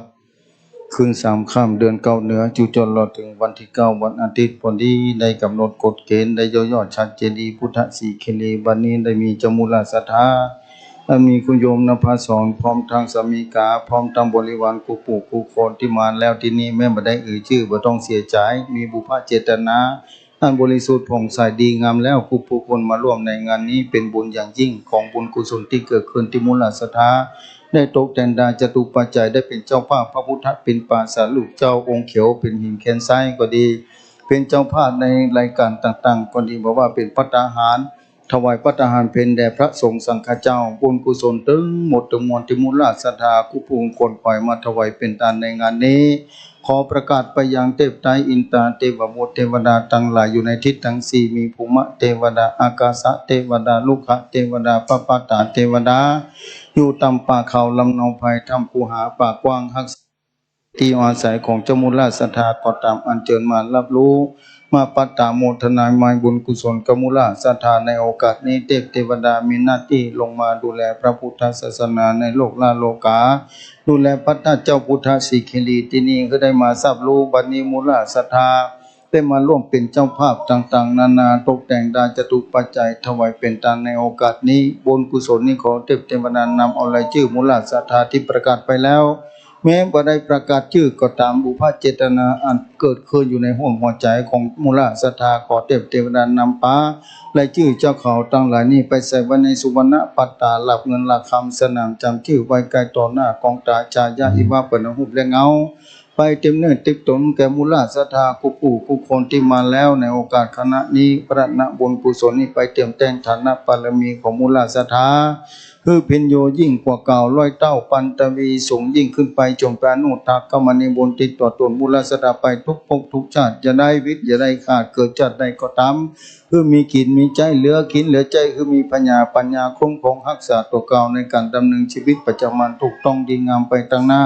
นั่นจงจักมีเตียงแต่ดินลีบุญสงปันเหล่านี้คือเป็นปัจจัยมูลศรัทธาพรั่งพร้อมบริบูรณ์ด้วยปัจจัยทั้งสี่เจริญประเดชโภคทรัพย์สมบัติธนาสังสมบัติธรรมสารสมบัติจงปรากฏขึ้นด้วยสติและปัญญาขององค์พระสัมมาสัมพุทธเจ้าบุญกุศลส่วนนี้จงเป็นปัจจัยมูลศรัทธาผู้คนนี้เพื่อมีพร้อมไปด้วยสติปัญญาเข้าใจดำเนินชีวิตที่ถูกต้องและดีงามคำว่าบ่มีจะได้เกิดขึ้นในการใจชีวิตปัจจัยทั้งสี่คือบริบูรณ์ทุกภพทุกชาติเกิดจัดใดก็ตามมาไว้มาสามาปูชาพระแก้วเจ้าทั้งสัพพการไปทุกภพทุกชาติผู้บุญกุศลที่มูลสั่งสมมานี่คือเข้าสู่นำปามูลศรัทธาเข้าสู่โลกิยะโลกุตตรธรรมคือบุญกุศลไก่เป็นบันไดแก้วไก่ขึ้นเมืองสวรรค์จำปาคือเป็นเงาติดตามตัวมูลศรัทธาไปตัณหาคือไก่เป็นสะเปาคำนำปามูลศรัทธา ได้ขี่คำโอฆาวาตาสงสารคำดินแดนอมตะดินแดนอันกันดารนี้ไปสู่ดินแดนอมตะนิพพานเจ้าเป็นที่สุดนั้นจงจับมีแก่มูลศรัทธากุโปนั้นจงจับมีเตียงแต่ดินดีสมดังวงคาถาบาลีของพระพุทธเจ้าไว้ว่ายะถาวัติวหาปุระปริปุริติสังขารังเอวเมวะอิโตตินังเปตนังอุปกปปติอิชิตังปฏิตังตุมหังคิปะเมวะสเมจันโตสัพเพปุเรนโตสังกปปะจันโทปนะละโสยถามณิโชติละโสยถาสัพพิติโยวิวัตตันโตสัพพะโลกโควินาศตุมาเตภวะวันตรโยสุขิติขายุโกภวะอภิวาทนาสิริสานิจังวุธาปัจจัยโนจัตตาโลธรรมาวัฏันติอายุวโนสุขังพลังจตุปัจจยตานังมัตุปุปาลจตานังจัตนานาวัตุตนังตินิปันนังปะละมังสุขังปะลาสาธุอ้าวมีสุบุญ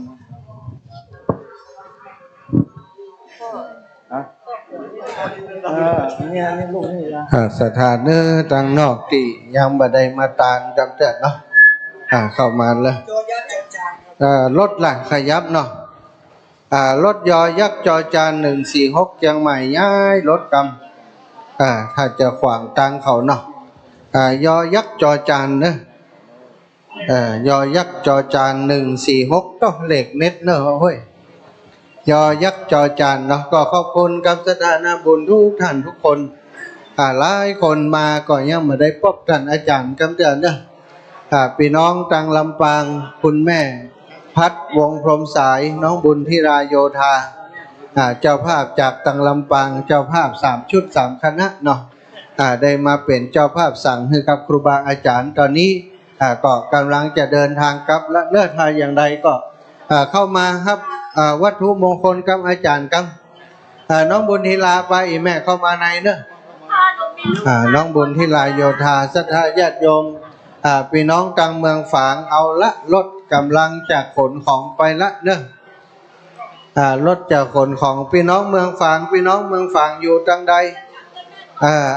เอาขวาขึ้นรถเนอะเอาขวาขึ้นรถได้เลยโอ้ขอบคุณกับสถานะบุญทุกท่านทุกคนบางท่านบางคนบางรูปบางองค์มาก็คงบ่ได้ปะกับท่านอาจารย์วรรณชัยเพราะวันนี้กิจกรรมที่ท่านอาจารย์จะต้องทำมันเยอะมันหนามันแน่นไปหมดสถาโจโลไปหันโจโลไปนี่เนาะเนี่ยสถาปอยหลวงสมภารเจ้าอาวาสนี่จะนักที่สุดท่านอาจารย์เตี้ยวขึ้นเตี้ยวลงแต่ว่าขึ้นไปบนยอดพระธาตุเจดีย์แหมเนาะแล้วก็ดูแลงานด้านต่างๆหลายอย่างหลายประการวันนี้ก่อนยมนะบ้านเฮาก็ว่ายมแฮบๆนะ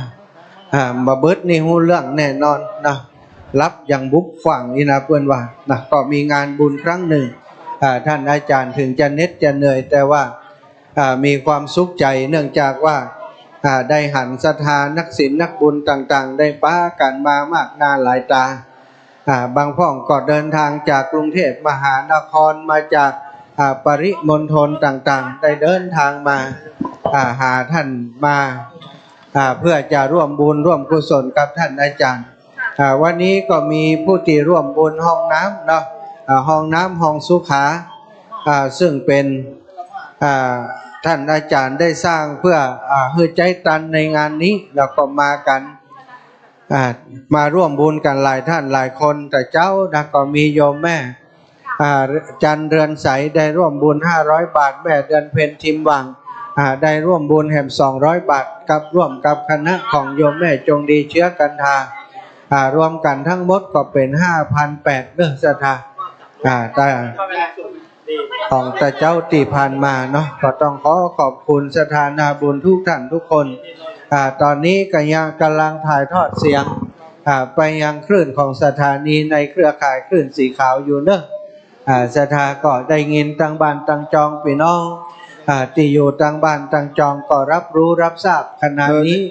เดี๋ยวจะขออนุญาตมอบทุนการศึกษาคือสมณเณรก่อนเนาะเอาสามเณรวัดปักตังเจริญนะผมพามาที่นี่เลยเนาะเอาสามเณรวัดปักตังเจริญลูกมาเลยลูกเนรเนาะจ้าสาธุขออนุญาตมอบทุนการศึกษาเดี๋ยวเนรจะได้เดินทางปิกไปวัดเนาะรอสักคำหนึ่งอันนี้วันนี้ก็อาจารย์ลองแอดไลน์ดูแล้วอา วันนี้ไม่ได้ดูความไม่ดีเราไม่ได้ดูอะไรเป็นยังเราจุกอ่ะติดชิ สมณเณรเนอะนิมนต์มาที่นี่ก่อนเนาะสมณเณรไว้สา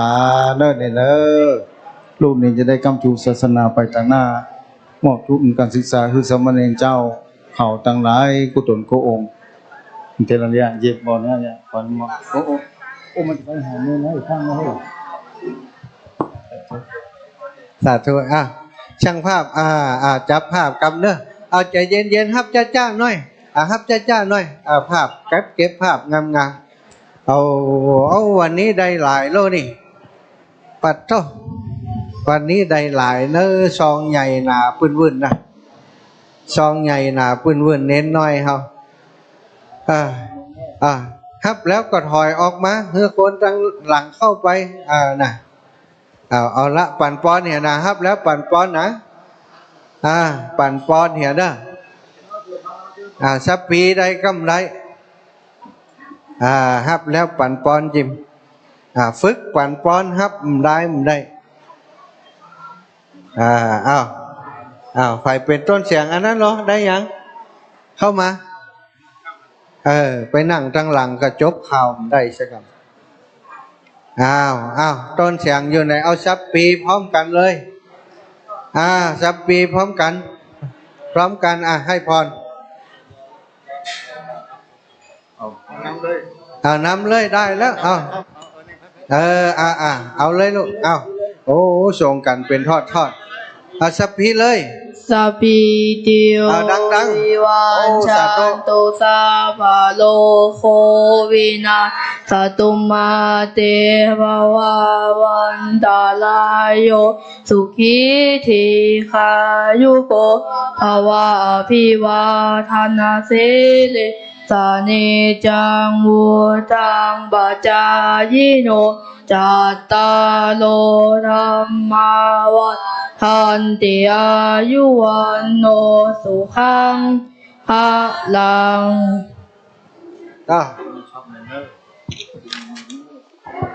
เน้นน้อยปั่นปอนให้ครูบาเจ้าเนอะขอให้ได้เป็นครูบากุศลเนอะตอนคณะศรัทธาเนอะบุญศรีในบุญศรีเนอะนาที่บ้านใหม่บุญศรีที่บ้านใหม่เตรียมรถยนต์กำเนอะจะได้อาราธนาเน้นเขาทั้งหลายได้ขึ้นรถปิกไปวัดเนาะเน้นมาร่วมบุญตะวันแล้วได้มาร่วมสวดมนต์ที่นี่ตั้งคืนนะอนุโมทนาคำเด่นอย่างยิ่งนะอนุโมทนาโยมแม่พัดวงพงสายจากลำปางเนอะแม่เข้ามาหาอาจารย์เนี่ยเปิดจะกลับละนี่เจ้าภาพจากลำปางเดินทางมาไกลบ้านเฮาใจเย็นเอาลำปางก่อนแม่ว่าพัดวงพรมสายเอาอันน้องสาวเพื่อนนั้นได้ตายไปความจริงเพื่อนจะเผาวันนี้สถาอีแม่ว่าเผาตะวาเนี่ยก้อนมันได้มาร่วมบุญด้วยเนาะย่านั่งเก้าอี้เอานั่งเก้าอี้เอาย่าพัดวงพรมสายน้องบุญทิลาโยธาเป็นเจ้าภาพอยู่3 รับเนอะท่านอาจารย์ให้ปอนเพื่อนเหี่ยครับปอนนี่เป็นเนอะศรัทธาที่อำเภอเมืองจังหวัดลำปางเนาะบ้านหนองยางอำเภอเมืองจังหวัดลำปางเนอะอนุโมทนาอย่างไรเตื้ออนุโมทนาอย่างยิ่งบุญกุศลที่มูลศรัทธาจังหวัดลำปางได้นำป่าคณะผู้ผู้กุคนเดินทางมาร่วมทำบุญที่วัดพุทธศิคีรีมีการยอดชาเจดีย์ในวันนี้มูลศรัทธามีบุพเจตนายิ่งใหญ่เป็นเจ้าภาพสังฆทานถวายแด่พระสงฆ์ที่มีเมตตามาเป็นเนื้อนาบุญคือศรัทธาเจ้าเข้าทั้งหลายถึง3 ชุดโดยการพร้อมทั้งตกแต่งดาจตุปัจจัยทำบุญเป็นส่วนต่างๆและมาเลี้ยงลงทานด้วยในโอกาสบุญกุศลที่เกิดขึ้นนี้ประกาศไปยังเทวดาต่างหลายอยู่ในทิศทั้ง4ได้มารับรู้โดยวิถีนำมาปตาโมทนาบุญกุศลกมุลาศรัทธาเทวดามีหน้าที่ดูแลพระพุทธศาสนา ดูแลวัดพุทธศรีคิรีพระธาตุเจ้าดวงนี้อัญเชิญมารับรู้มาปัตตาโมทนาไมยบุญกุศลนำเอารายชื่อมูลศรัทธาเจ้าเขาทั้งหลายแม้บ่ได้ชื่อแต่บุพเจตนาของมูลศรัทธาได้ปรากฏแล้วนำเอารายชื่อเจ้าเขาทั้งหลายเหล่านี้ไปใส่ไว้ในสุวรรณปัตตาหลับเงินหลักคำสนามจำชื่อไว้ใกล้ต่อหน้ากองตาชายาอิวะปนังหุบแรงเงาไปเต็มเนตรเต็มตนมูลศรัทธาใจตนาจะได้กราบราชพระเจ้าเจ้าตันสัพพการให้มีบุญสมปานใหญ่กว้างไพศาลไปตนาได้ไว้ได้สากราบไว้ปูชาพระเจ้าเจ้าตันสัพพการไปใจยืนยาวนานตาหน้าสุขภาพพรรณนามัยคือแข็งแรงมีปัญญาได้เข้าใจสัจธรรมของพระสัมมาสัมพุทธเจ้าคือมีบุญส่งปันแก่กาพร้อมโดยปัจจัยทั้งสี่จะได้เกิดขึ้นจะได้ขัดตกบกพร่องคือมีปัญญาได้สองเรื่องสัจธรรมและปัจจัยทั้งสี่นั้นบริบูรณ์กู้ปองกู้ชาติมีโชคมีใจอายุมั่นยืนยาวสุขภาพพรรณนามัยแข็งแรงปรารถนาสิ่งประการใดเป็นประเดสิ่งธรรมมือสมดังกำมาปรารถนาจุยังจุปการบุญส่งปานของมูลสดานนำปาเข้าสู่โลกิยะโลกุตระธรรมได้คำวัตาสงสารกองบุญกุศลให้กลายเป็นบันไดแก้วไก่ขึ้นเหมือนสวรรค์จันฟ้าขอให้บุญกุศลส่วนนี้กลายเป็นสปาวคำนำปามูลสดาไปสู่ฝั่งกำนาดินแดนนิพพานเจ้าแนนโคตะกันตันนาพูนจุนจักมีเตียงแกดีลียะถาบันิวหาปุระปริปุริติสังขะรังเอวเมวะอิโตตินังเปตานังอุปกปติอิชิตังปฏิตังตุมหังคิปะเมวะสเมชันตุสัพเพปุเรนตุสังกัปปะจันโทปนะละโสยถามณีโชติละโสยถา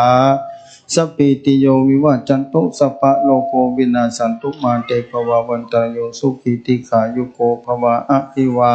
ทนาสิลิสานิจังวุธาปัจจายโนจัตตาโลธรรมาวัฏันเต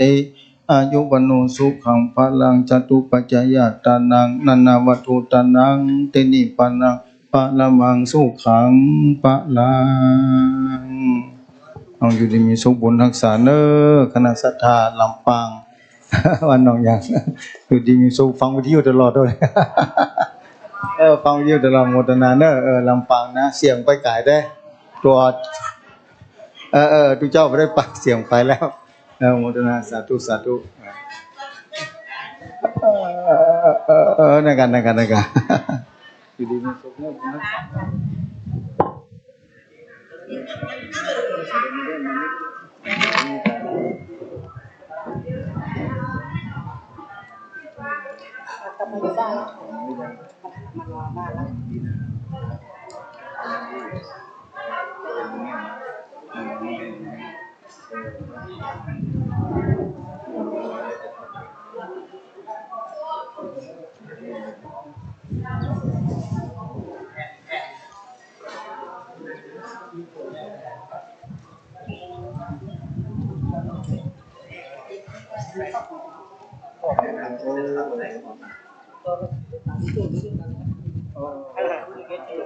อันนี้เป็นเสียงนายกในพวกอะไรโหลดเลย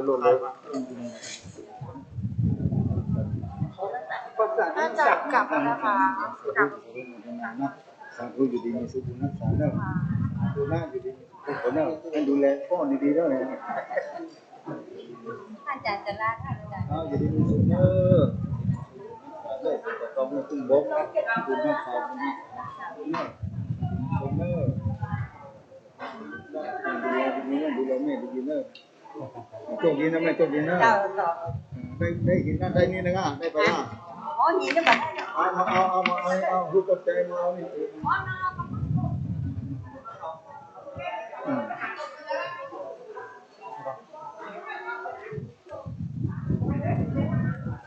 ี่คนนี้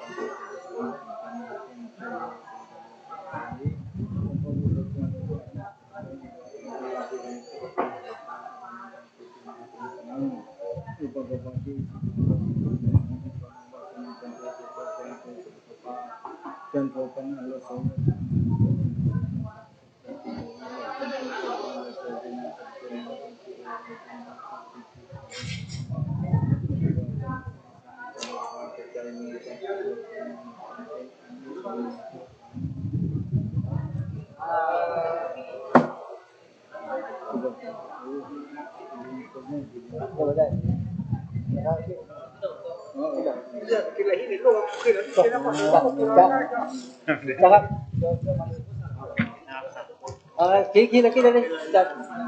kita nalon. Apa apa? Apa dia? Di, kau di jauh pun tinggi di. Kilo rupiah kah? Kilo ini lu bang. Lo. Kilo ni yo. Oh. Jadi kalau apa kilo? Kilo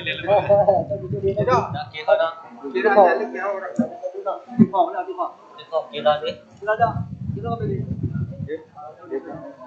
Aduh dah.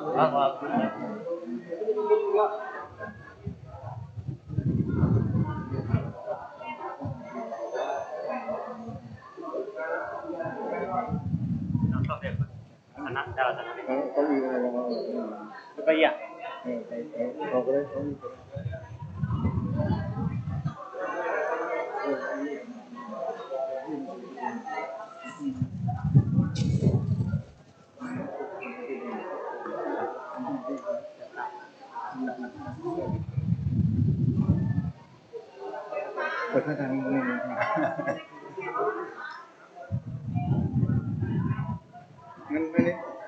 บรรจุใบพ่องแล้วเลยมาแล้วบรรจุอ่านบรรจุแล้วได้ของที่บรรจุต้นแล้วได้จะบรรจุที่ต่างๆที่บันไดขึ้นบันไดที่บรรจุเดี๋ยวเราไม่เอาบรรจุเนี่ย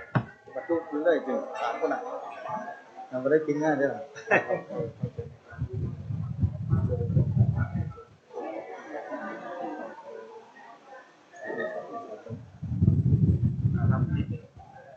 ถ้าขาดเป็นค้อยเป็นอ๋อ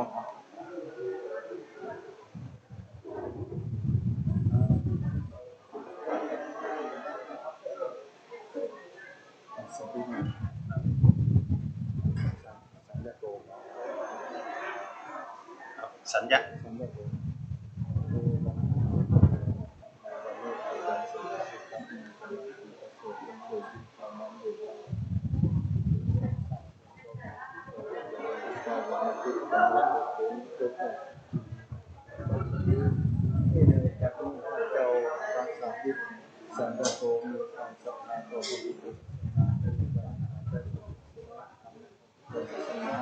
ได้สัมปรมียิ่งใหญ่ได้จะโตมาได้น้ำผลกับการมีพระปิฎาสารีเจ้าถึงตนได้ถวายไว้ได้ตกแต่งยาตกมาติดเป็นของเรานามพุทธมงคลถึงปัจจุบันนี้ปัจจัยในการนี้ตัวส่วนได้ต้องเป็นและมีทุกสัมปัตตานจะดีบนนี้ได้แล้วโดยยังสามารถทำพัฒนาจากท่านเจ้ามหาสมณะสัตตาพระสารียะสัจจะโตท่านอาภุกุศลเกิดขึ้นในโอกาสนี้เป็นอย่างปัจจัย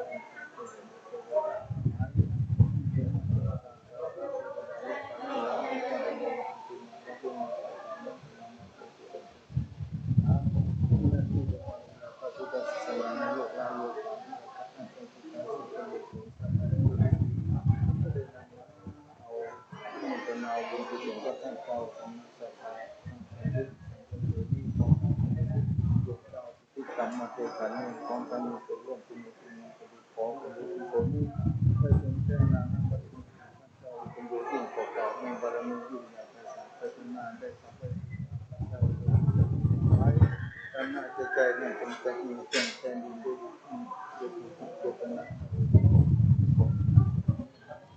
เอาเพื่อเข้าใจสัจธรรมอันยิ่งใหญ่ของพระสัมมาสัมพุทธเจ้าวันนี้คือคุณโยยิ่งประกอบไว้เจ้าปัญญาสิ่งนี้ถึงขับเข้ามาในดวงจิตผู้มีบุญส่งความยิ่งใหญ่ไปกันนักหลวง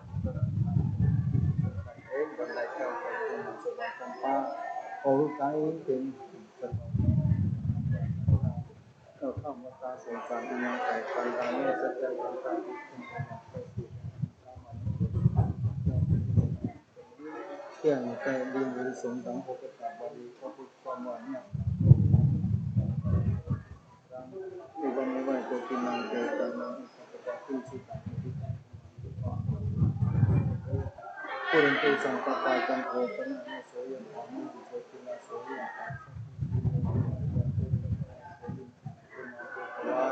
ต้นกระยาสุขิติสานิโสภวะอัมพิวัตติปัจจายิโนกัตตาโลธรรมวัฏันติอายุปโนสุสังฆลัง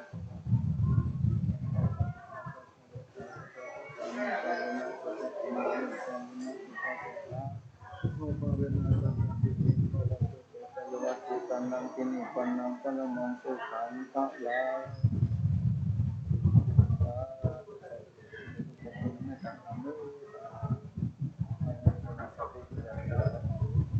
สบายดีสดมาอยู่เพ่ครับ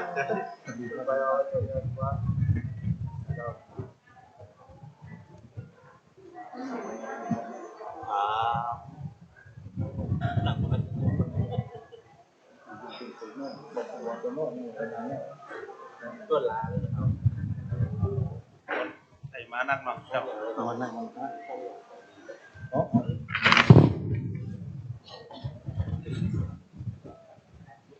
เป็กหน้าตั้งเป็กปัจจุบันละก็ที่เจ้านี่อยู่อยู่ในปัจจุต้องขึ้นไปบันไดต้องขึ้นไปถึงได้ก่อนเดินต่อไปเข้าไปมันต้องที่คิดมาละปัจจุบันนั่งวัฒนาก็ท่านเนี่ยอยู่ในสิ่งกระแจน่ะโอ้มันนะผู้เจ้าของมันนะท่านท่านอะไรวัฒนาสักคนในวันนั้น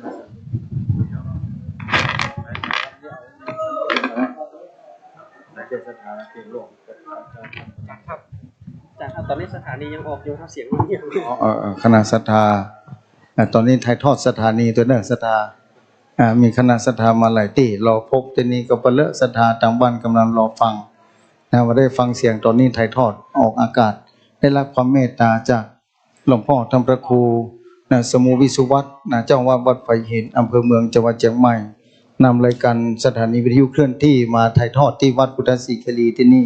ตั้งแต่ตะวาแล้วจูจอดรถถึงวันนี้วันค่ำได้มีความอดทนอย่างยิ่งสร้างบารมีล้นเหลือได้ปากันนำทีมงานวัดไฟหิน104 เมกะเฮิรตซ์ออกอากาศทั่วภาคเหนือไปจูจอดอำเภอลีก็ไปถึงเครื่องนี้เครื่องดีไปได้หลายที่ฉะนั้นต้องขอบคุณในเมตตาธรรมของท่านเจ้าเป็นอย่างยิ่งหลวงพ่อพร้อมคณะทีมงานวัดไฟหินได้นำเครื่องถ่ายทอดสถานีเคลื่อนที่มาตั้งไว้ที่นี่ท่านเจ้ามีเมตตาธรรมรับปากไว้ว่าถ้ามีงานยกยอดชัดเจดีนี้ผมกับคณะถ่ายทอดเสียงนี่จะเดินทางไปวัดพุทธศรีคีรีเป็นแน่แท้ในที่สุดตะวานี่ก็ได้เดินทางมาถึงด้วยเมตตาธรรมอันยิ่งต้องขอบคุณในโอกาสนี้เป็นอย่างยิ่งหลวงพ่อธรรมพระครูสมุวิสุวัฒน์วรกิจโจเจ้าวัดไฟหินตีเคารพอย่างยิ่งอนุโมทนาคณะศรัทธาใส่บุญเบียงป่าเป้าอนุโมทนาอย่างยิ่งที่ได้มาทำใบสีถวายพระธาตุเจดีย์พุทธศรีคีรีมาตั้งแต่วันที่7อนุโมทนาไปอยู่ดีมีสุขบุญรักษาได้บุญหลายๆได้ธรรมะกว้างๆเข้าใจดำเนินชีวิตถูกต้องดีงามแต่อยู่ดีมีสุขบุญรักษาบุญรักษาดีละศรัทธาเบียงป่าเป้าก็มาหลายบ้านห้องก็มาบ่น้อยบ้านเกิดก็มาจัดหนัก สาธุบุญรักษาจะเดินทางไปอยู่ดีมีสุขคณะศรัทธาบ้านห้วยละมากันหลายพร้อมถึงลงทานพร้อมถึงเครื่องไตรยทาน อนุโมทนาอย่างยิ่งนะอยู่ดีมีสุขบุญรักษาเด้อนะศรัทธาอยู่เย็นเป็นสุขจะเอาวัตถุมงคลก็มาเด้อมาเอาวัตถุมงคลหรือว่าได้แล้วมาเอามาเอาวัตถุเด็ดอันนี้หลวงพ่อมาที่วัดจันทร์เด้ออนุโมทนาอย่างยิ่งใจเย็นนะพ่อเด้อเอาไปแจ้งเลยเนอะอนุโมทนานี่กำลังถ่ายทอดอยู่คณะศรัทธาเดินทางโดยสวัสดิภาพเนอะในโอกาสนี้ขอประกาศนาที่นี้ขอขอบคุณในเมตตาธรรมครูบาอาจารย์เจ้ากุศลกุศลพระมหาเถระเจ้าคณะพระสังฆทิการที่เมตตาเดินทางมาเป็นเนื้อนาบุญคือคณะศรัทธาวัดพุทธสิกิลีพุทธสิกิลีที่นี้เพราะฉะนั้นคณะศรัทธาสาธุชนทั้งหลายดีใจขอขอบคุณในเมตตาธรรมครูบาอาจารย์เจ้าพระมหาเถระเจ้ากุศลกุองค์ที่เดินทางมาเมตตาวัดนี้แต่ละตนได้ทยอยครับเดินตามไปพร้อมคณะศรัทธาเดินทางมาทำบุญในยกยอดชัดเจนดีว่าพุทธสิกิลีถึง4ทิศโดยการเดินทางมานี้ขอให้ทุกท่านได้เดินทางกลับไปโดยสวัสดิภาพเพื่อมีความสุขสมดีปรากฏขึ้นคณะศรัทธาคู่คนคู่ตนยิ่งขึ้นไปเน้อคณะศรัทธาอันนี้หลวงพ่อจากวัดจานกามาตอนนี้เอามัดมือเอาได้เอามังคละสัมพุทโธสัมพุทโธที่ปัตตุธัมโมพุทธามังคละมังคมะสปาทุกะปมุจจเลธัมโมมังคละสัมพุทโธกัมปิโลทุตโสธรรมมังคละมังคมะสปะโลกะปมุจจเลอิสมิเสนะสังคมสมโธวราตคินโยอนุตตโรสังฆมังคละมังคมะสปะโลกะปมุจจเลอายุวันโนสุขังพระลังเอาแล้วอยู่ดีมีสุขบุญรักษานะยังไงก็ตามต้องไปเอาวันนี้แต่วันนี้แล้ววิชาการอยู่ดีมีสุขอยู่ดีมีสุขบุญรักษาอนุโมทนาเอาเข้ามาเลยเอาเข้ามาเด้อคณะศรัทธาชุดนี้เข้ามาอนุโมทนาเด้ออนุโมทนา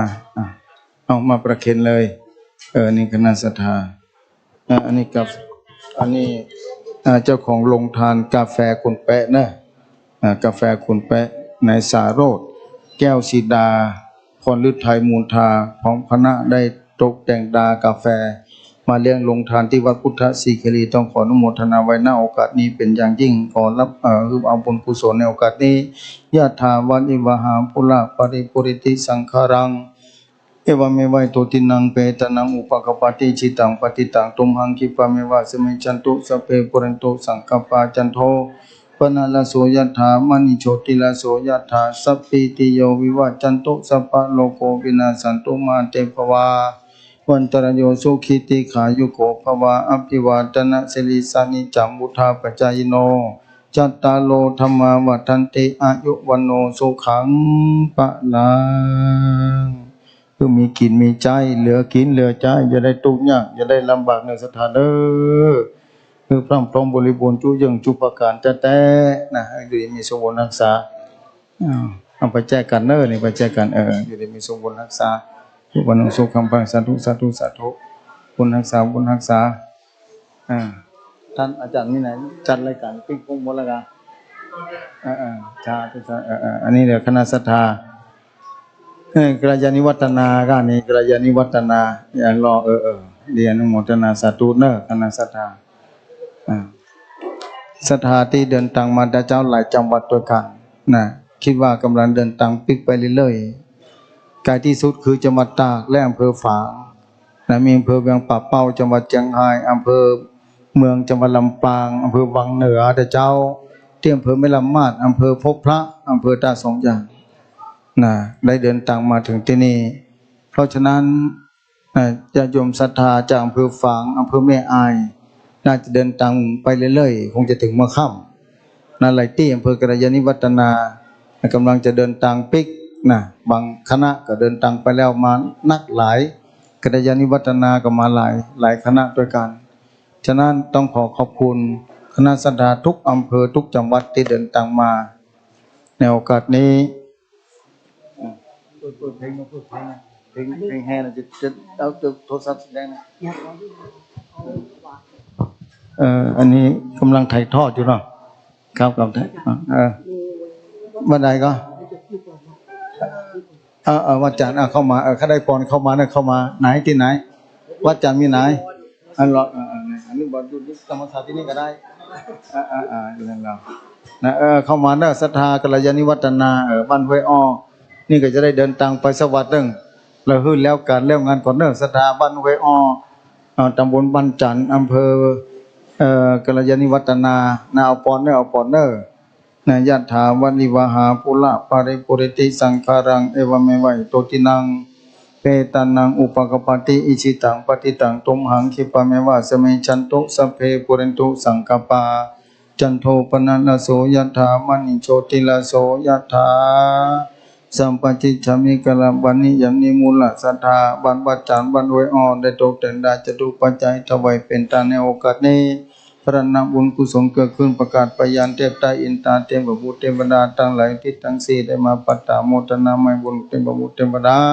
ถ้ามีหน้าที่ลงมาดูแลพระพุทธศาสนาดูแลพระเจ้าพุทธสีเกเลที่นี่อันเชิญมาปัตตาโมทนาไม่บุญกุศลกับท่านเจ้าสมณศรัทธาวัดจันทร์ก็ดีมูลศรัทธาวัดจันทร์ห้วยอ้อก็ดีขอได้บุญกุศลยิ่งใหญ่ไปสันไปตนาไปจำแจ้งธนบารมีขอมูลศรัทธาพิญโยยิ่งกว่าเก่าร้อยเท่าพันทวีส่งยิ่งขึ้นไปจงแปนุตากรรมในวนติดต่อตนมูลศรัทธาไปใจตนา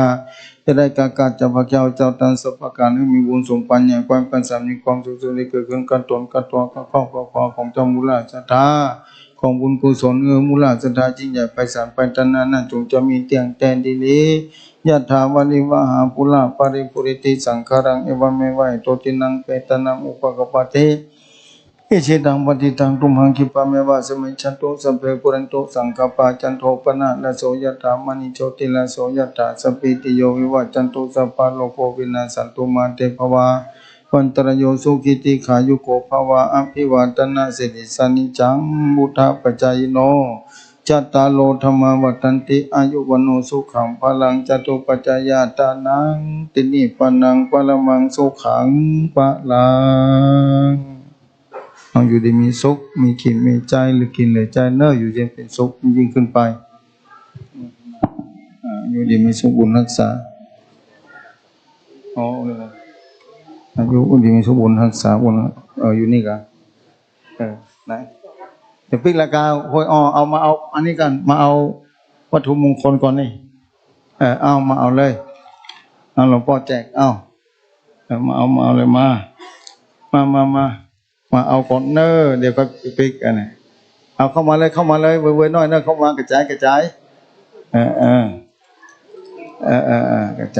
เอากระจายเดี๋ยวก็ขึ้นไปเนอเดี๋ยวก็ขึ้นไปเอานี่เนอนี่คณะสถาบันเอาของเม็ดโอ้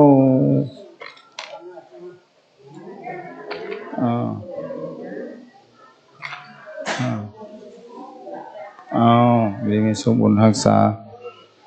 มาเอาอยู่ดีมีสุขบุญรักษาอยู่ดีมีสุขนี่พระเจ้าอยู่ดีมีสุขบุญรักษามาเอาเนอนี่เป็นเป๊กเนอเป๊กหน้าตั้งที่ศรัทธาเอาไปนะบางคนถามว่าเอาอย่างได้อย่างเอาไปเอามาเอามาดีละดีมีสุขรักษา